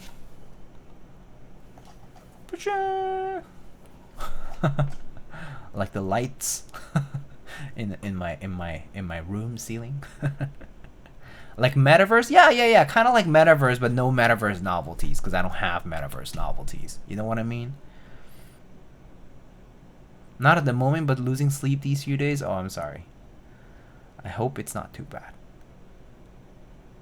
Sleep is very important, so I hope you can recover sleep as soon as possible.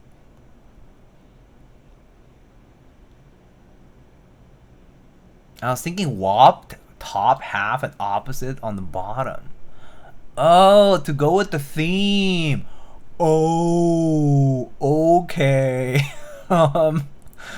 I'm totally a very smart person, so I exactly knew that that's what you were talking about. Duh.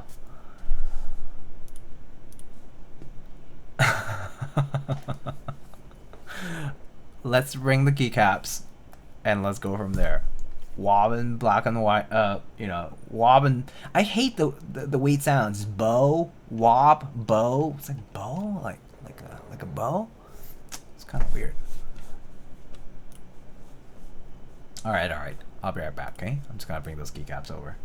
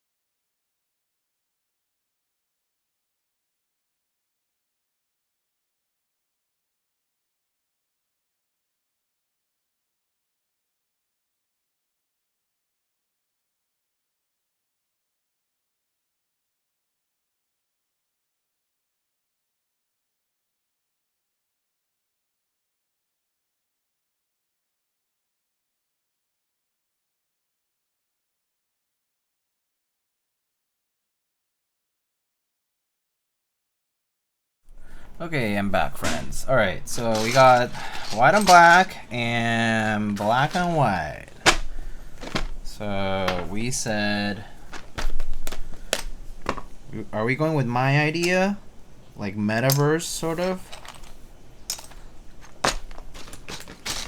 So let me go with the mods first. Make sure we have them all here. Ooh. No, I don't like these Ziplocs. Darn, no striker? Oh, oh, sorry, I didn't see it.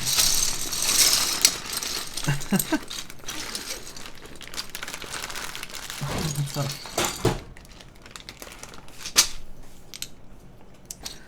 Okay, so mods.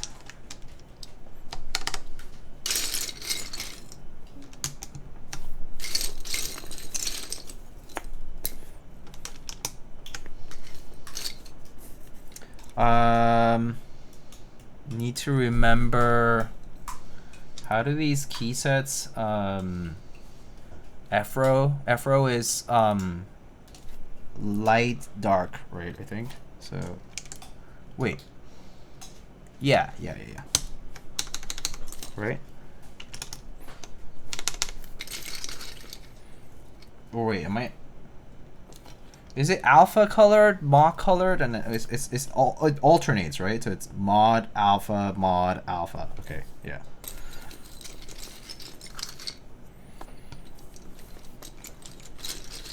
Mod alpha.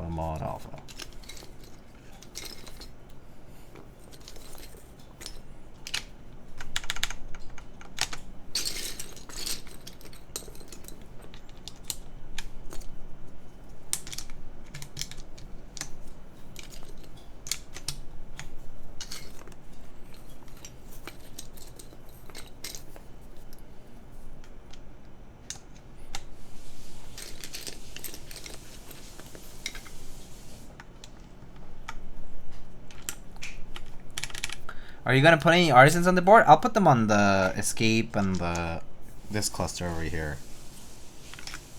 I think that should work. Not overcrowded, you know?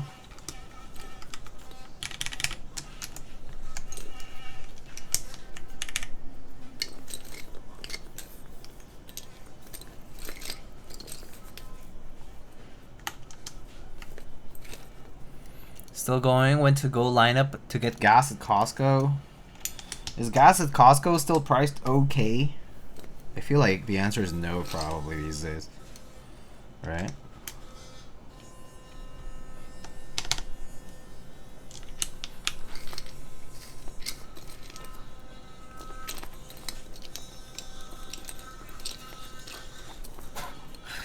No one knows.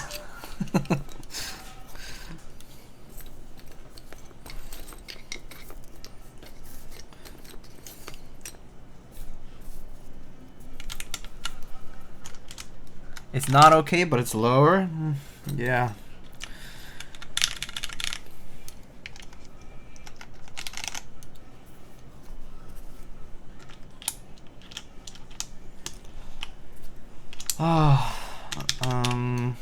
Okay, page up.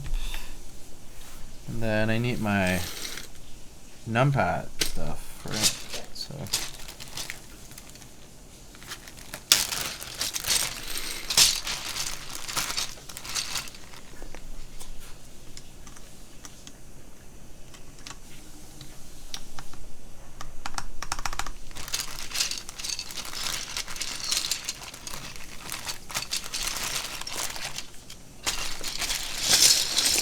Am I doing this right? I think so.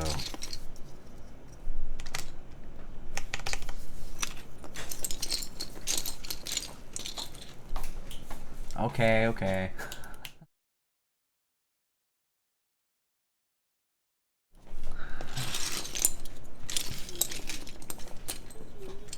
Let's see, numpad is that, and then where's my symbols?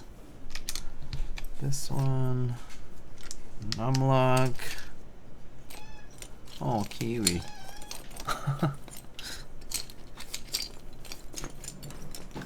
Gas is bad everywhere in California.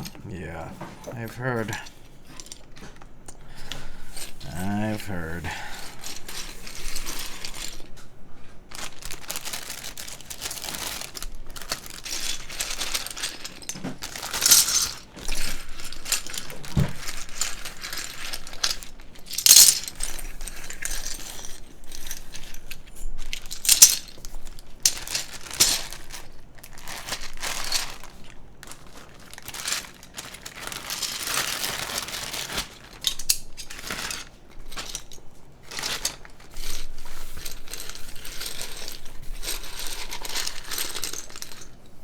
Do you label all your Ziploc bags with keycaps on them?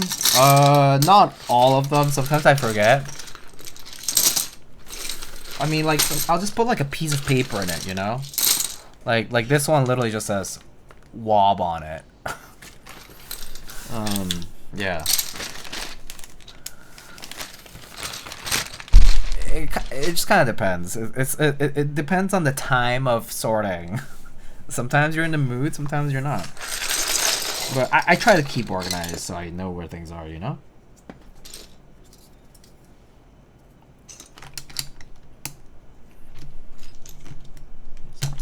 Yeah, so.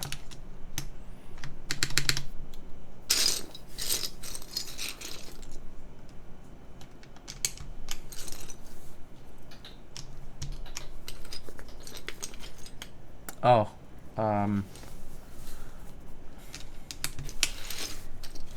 I can't. Oh, wait, does he want to come here? Kiwi, come here.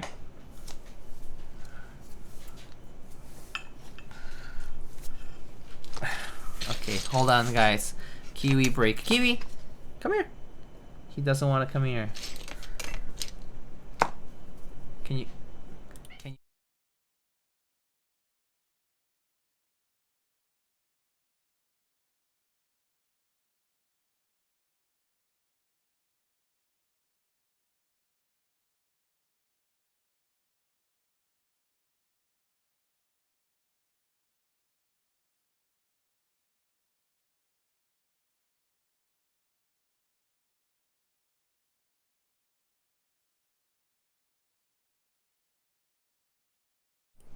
Okay. Hi, welcome, Kiwi. I had to bring him.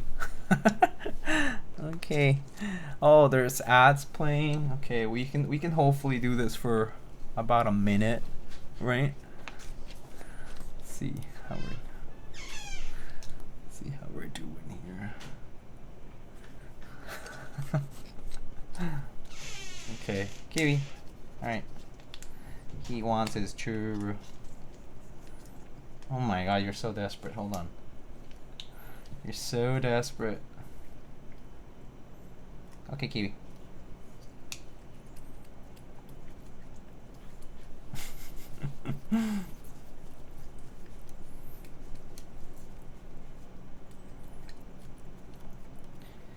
You wanna do a trick for the chat? Kiwi, high five. Kiwi, high five. High five. No? You don't wanna? Kiwi? High five. Good boy. Other paw. Other paw. No. Other paw. Good boy. Shake, shake. Oh. Shake, shake. Shake, shake. Okay. So give it to me now. Does he have a favorite churro flavor? I feel like this one's which one's this one's the chick. Oh, I think the chicken one is probably his favorite. So this one, either the chicken one or the I feel like chicken is his favorite. He doesn't really like fish flavors as much. I think he tends to. He's like a more. I feel like he's kind of like a meat purist. He really likes, like boiled chicken, right? And then he really likes like beef.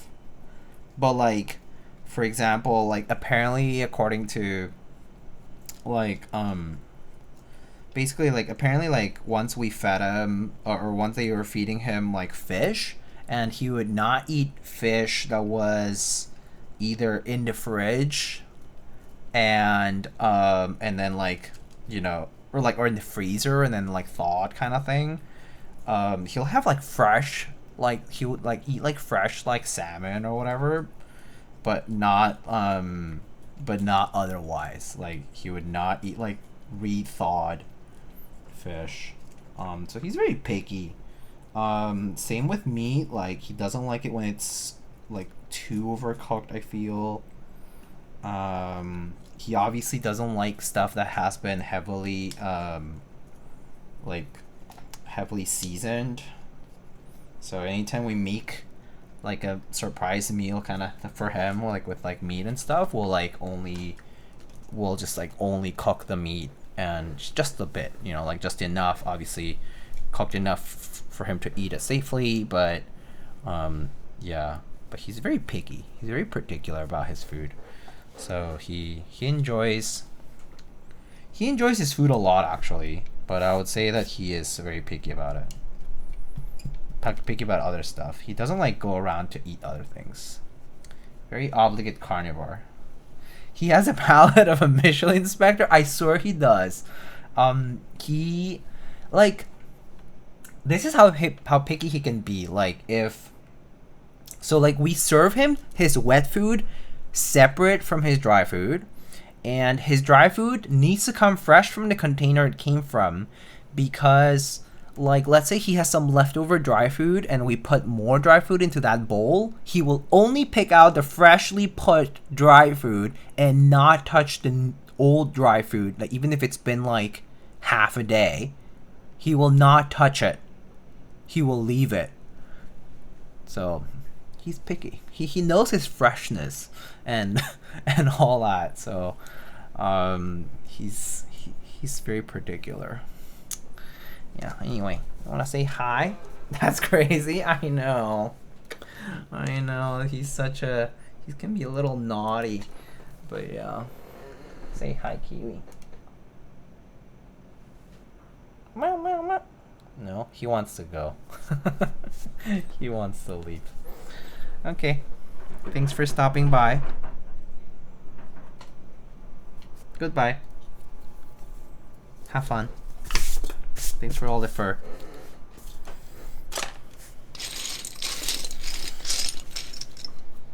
He looks like he's sleepy. Yeah, he was sleepy earlier, but I would say he will, now that he has had a little snacky, he will get kind of crazy in a bit, I think.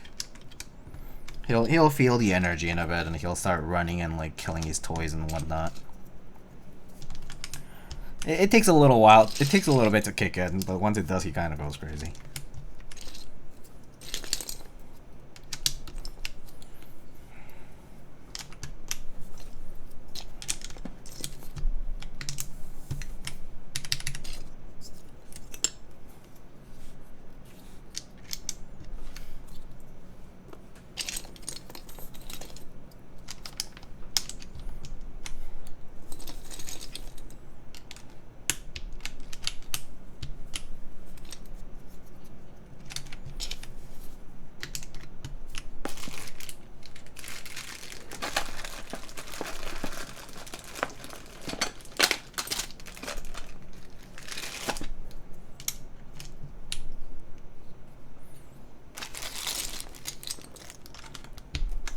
Post-snack Sunnis? Yes, exactly. Exactly that. We'll get him soon. Right now, he's still pretty mellow. He usually gets them after lights are off, though. I feel like maybe he feels like, oh, no one's watching, so now I can do whatever I want. And he basically goes like parkour all around the apartment.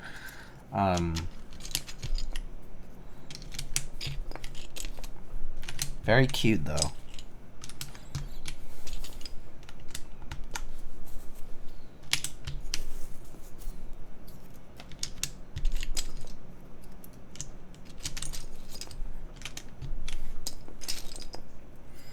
Parkour knocks over something. Yeah, he's pretty good about not being that chaotic. Actually, we're frankly super grateful that he is pretty well behaved for what it's worth. He can be like, a bit of a devil sometimes. Like he has like bitten us before, but like mostly because like it's like the play with me or else sometimes. But he's not like, he doesn't like tilt over cups or like break vases and like run over things and go crazy like that. So it's been good at least. I mean, we would not be very happy with that, but yeah. Parkour. Yeah, just like that, on the streets, in the streets of New York, Kiwi goes parkour.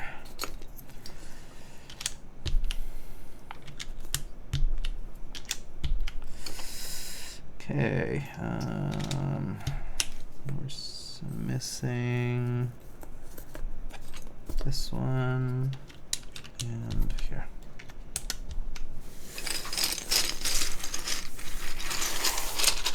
It's looking great. Yeah, I like it.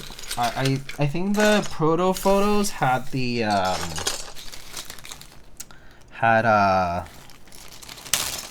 just a wob on them. And then for this we have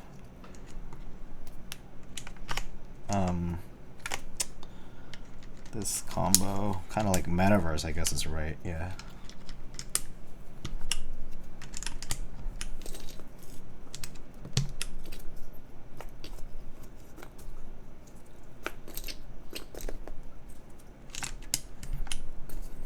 Oh, I just realized that this is the R5 version of black on white. Oh, so I'm gonna end up with two R5 keys on this side. Maybe for that I'll maybe get the R5 kit stuff for the bottom row when I take the pictures later, but for now I'll just leave it. That way maybe I'll just do R5 for that, for the photos. Okay.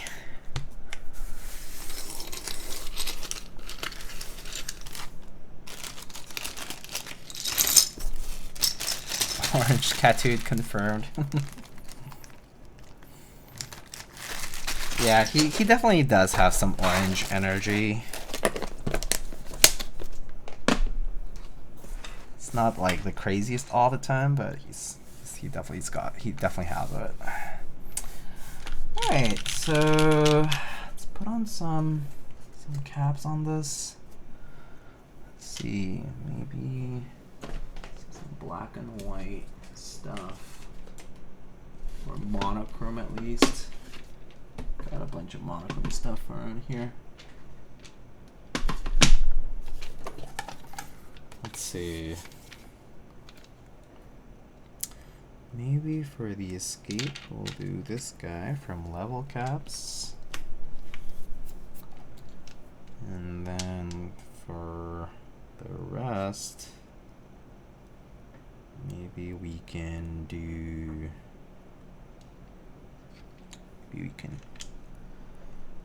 some of this.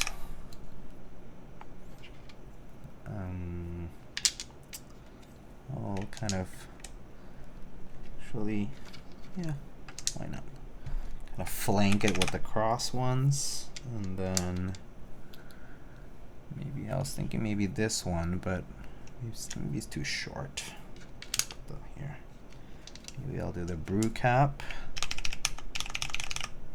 and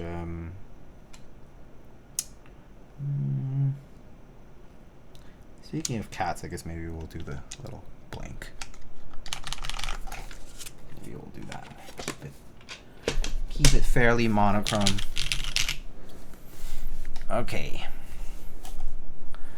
That looks good. Actually, kind of using the black and white brightened up the overall look because it brings up the contrast from just having the silver on the black case. Earlier, I think in the stream, it looked kind of dark, but now that we actually have keycaps on it, you can kind of see a lot more from the case, which is nice.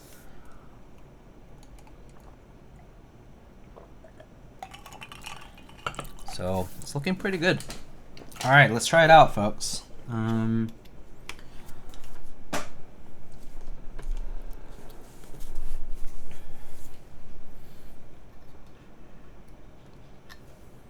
Okay.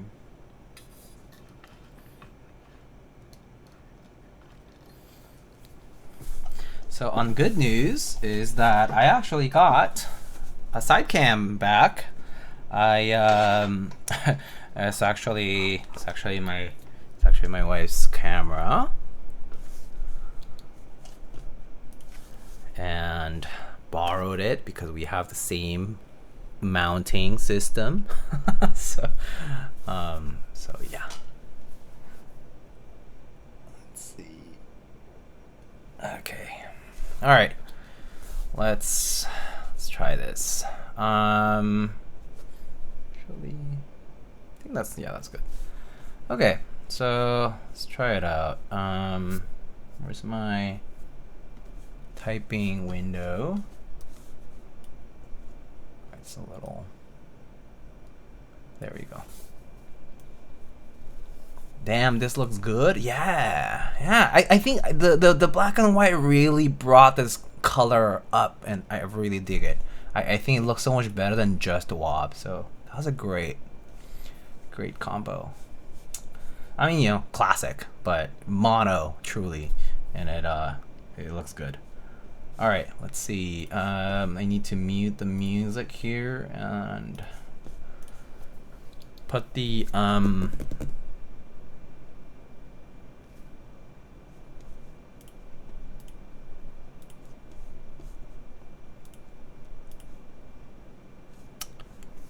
then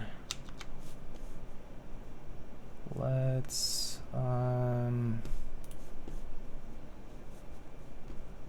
put the mic up. Okay.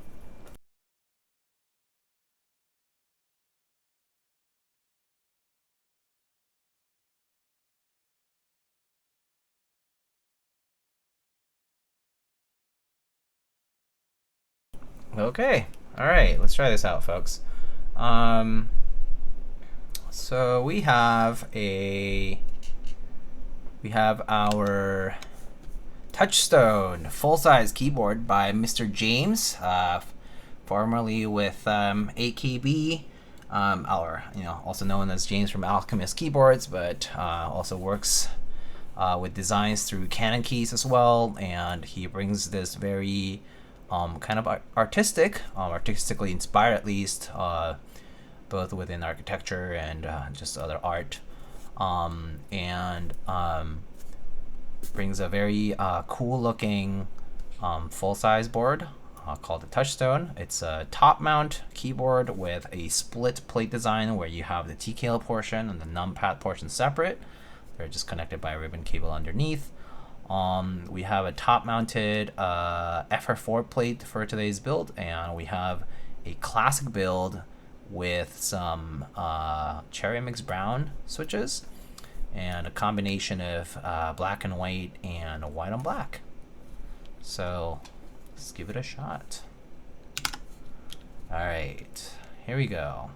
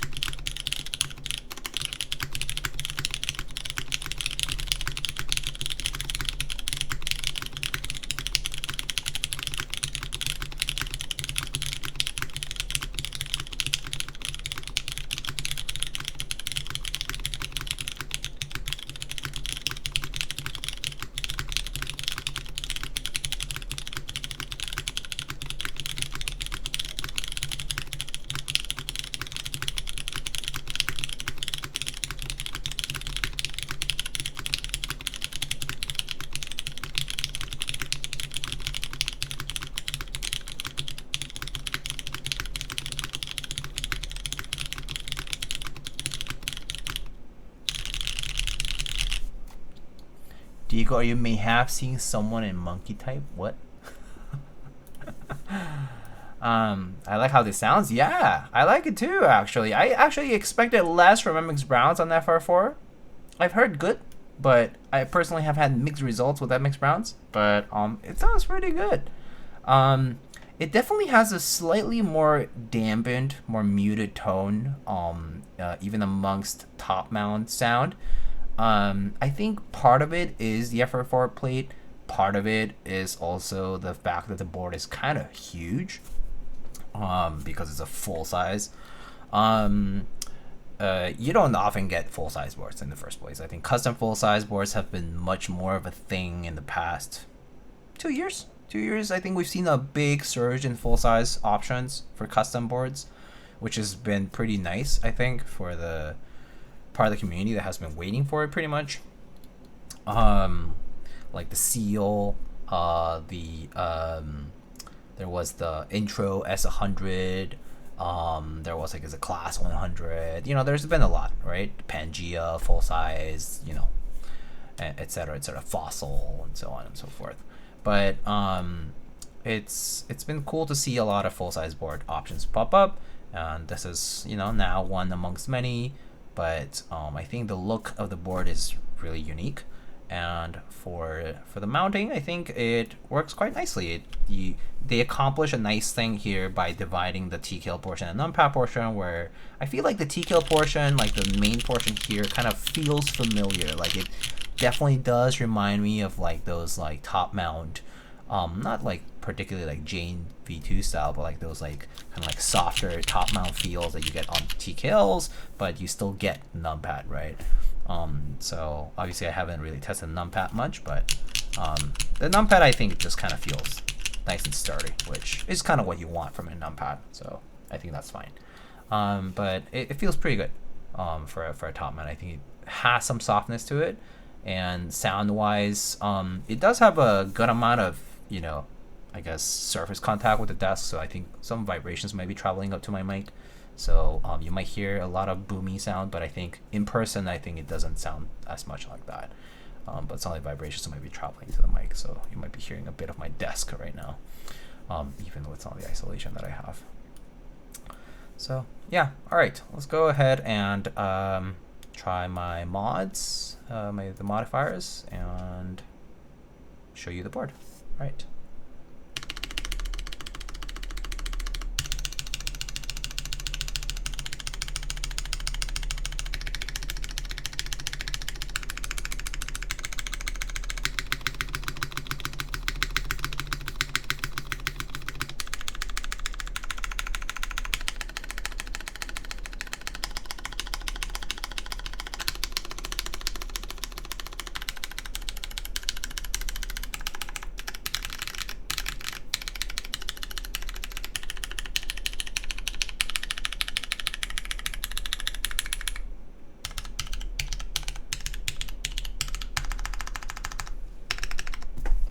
Started the music by accident. I think the media keys are there.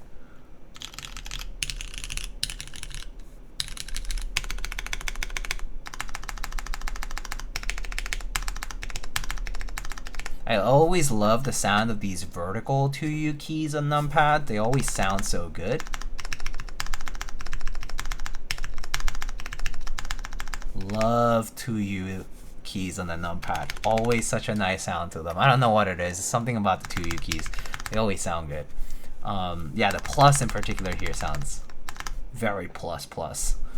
Very nice.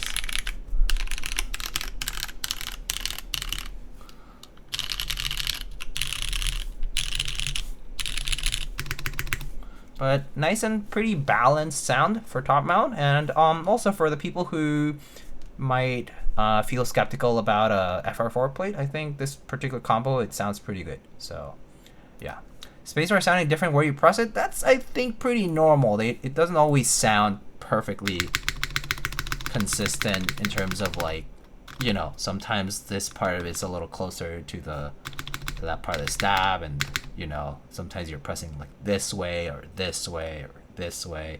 So also pressing it with my index finger is pretty different from pressing with my thumb. Right.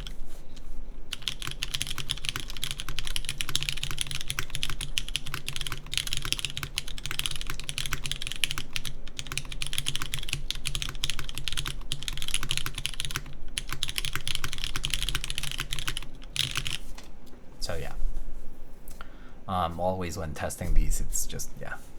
For the longer keys, yeah, you do have to expect some variance there. Okay, but this board sounds quite nice. I'm actually very pleased with the keycap combo because it really brightens up the board, and the aesthetic really goes well with the mono theme that they went with. I think this is probably, like, personally, I think I much prefer this to just WoB or black and white. So very nice. Yeah, this is a very nice top mount sound. If you're into top mount sound and feel for boards, I think this is a pretty perfect piece. I think it's priced pretty well too. It's priced at $485, $495 for the kit. For a full size board, I think that's a very competitive price, to be honest. You will find other options out there that might have been cheaper, from the Intro S100 to the Seal full size and whatnot. But if you compare it to, let's say, like the Fossil full size that was released before, or a few other options out there, those were pretty pricey. So I think CannonKeys here is offering a very, very nice option that also looks pretty great in my opinion.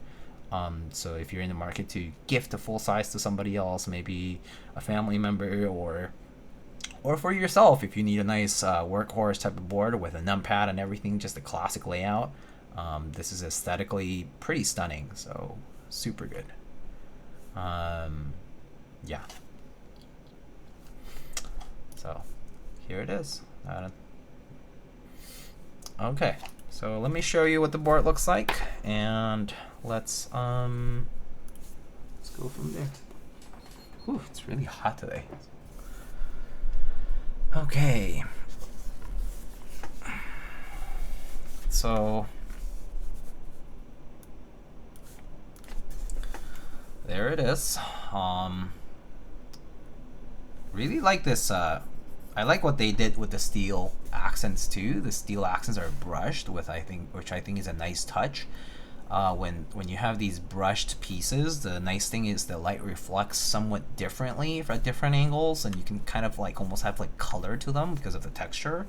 So I really like that. I like the brushed choice instead of polished or just sandblasted. Sandblasted makes it look much more flat, much flatter than that. So brushed is a nice choice for the steel pieces, which is a pretty appropriate. And there's the back. Look at the back. That's pretty damn cool. Pretty gorgeous. Really, really like this design. It's so cool. Yeah, no, James killed it with this, I think. I think this is easily, if not the coolest looking full size to date.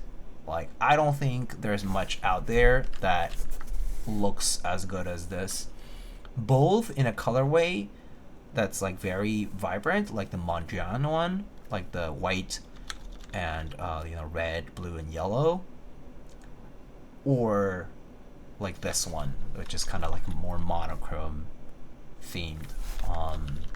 It's really, really nice. Really, really nice looking board. Just a nice balance between the pieces. I mean, obviously, assuming that you pick out a key set that you'll enjoy using on it, but it looks great on this. Yeah, this is a very, very nice looking board. Like, the lines really kind of bring everything together. I really like the intentional seams between the parts. It's done really, really nicely on this board.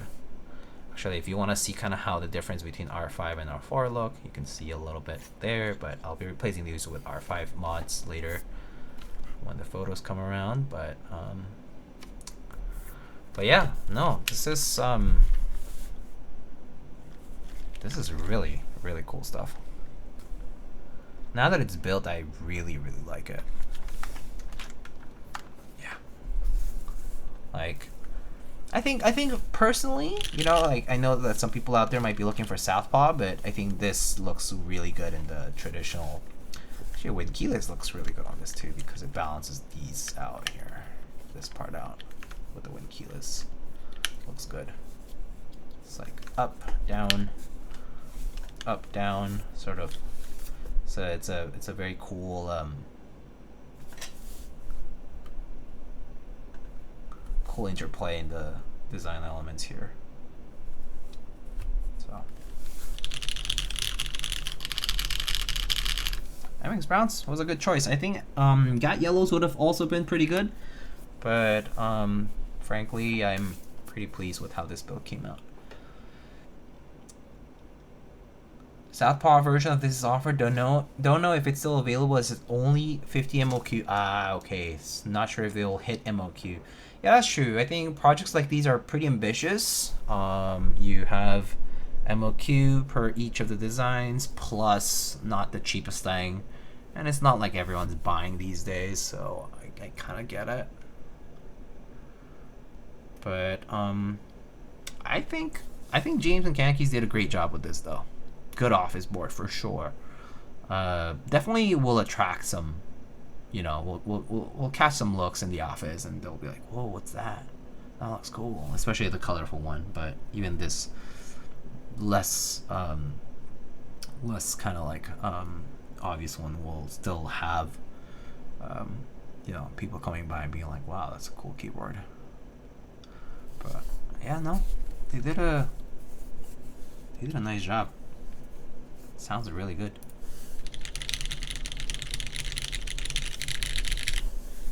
Again, if you want to look at it from this angle, voila.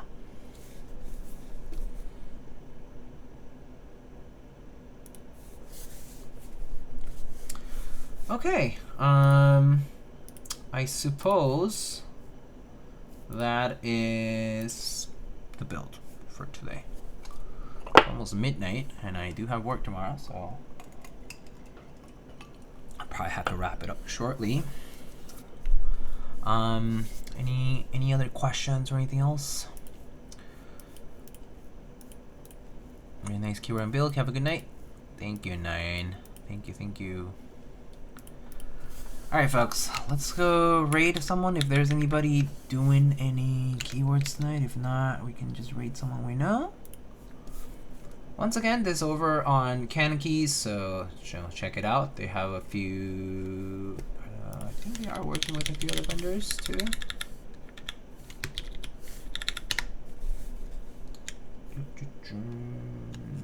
Let's see.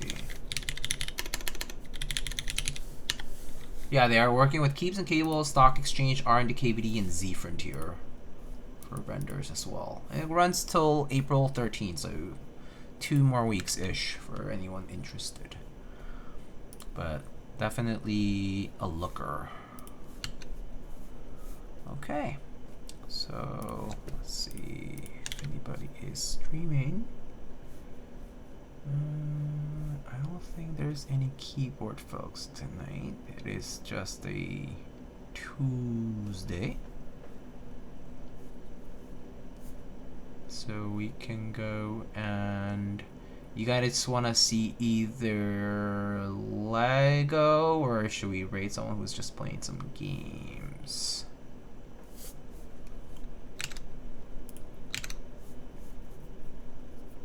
You can go show some love over at the Jang stream. Okay. Alright, let's go raid the Jang, Mr. Jang. He's doing a castle build today. 5,000 pieces. That's quite a big model. Alright, folks. I'll see you all later this week. I will be building the CLTKL from Sensi Lab with either linear or clicky Space Invaders. I think they'll be linear, but I'll see you guys for that one. Pretty excited to check that one out. Something different, something non-cherry mech. So actually, might not be great, might be great. No expectations actually. So you know, come and hang out when that happens. But it'll be at a similar time if it's during the weekday. So it'll be around, you know, 8, 9 p.m. Eastern time usually for a start, and then it'll go for a couple of hours. I'll see you guys later. Have a great night.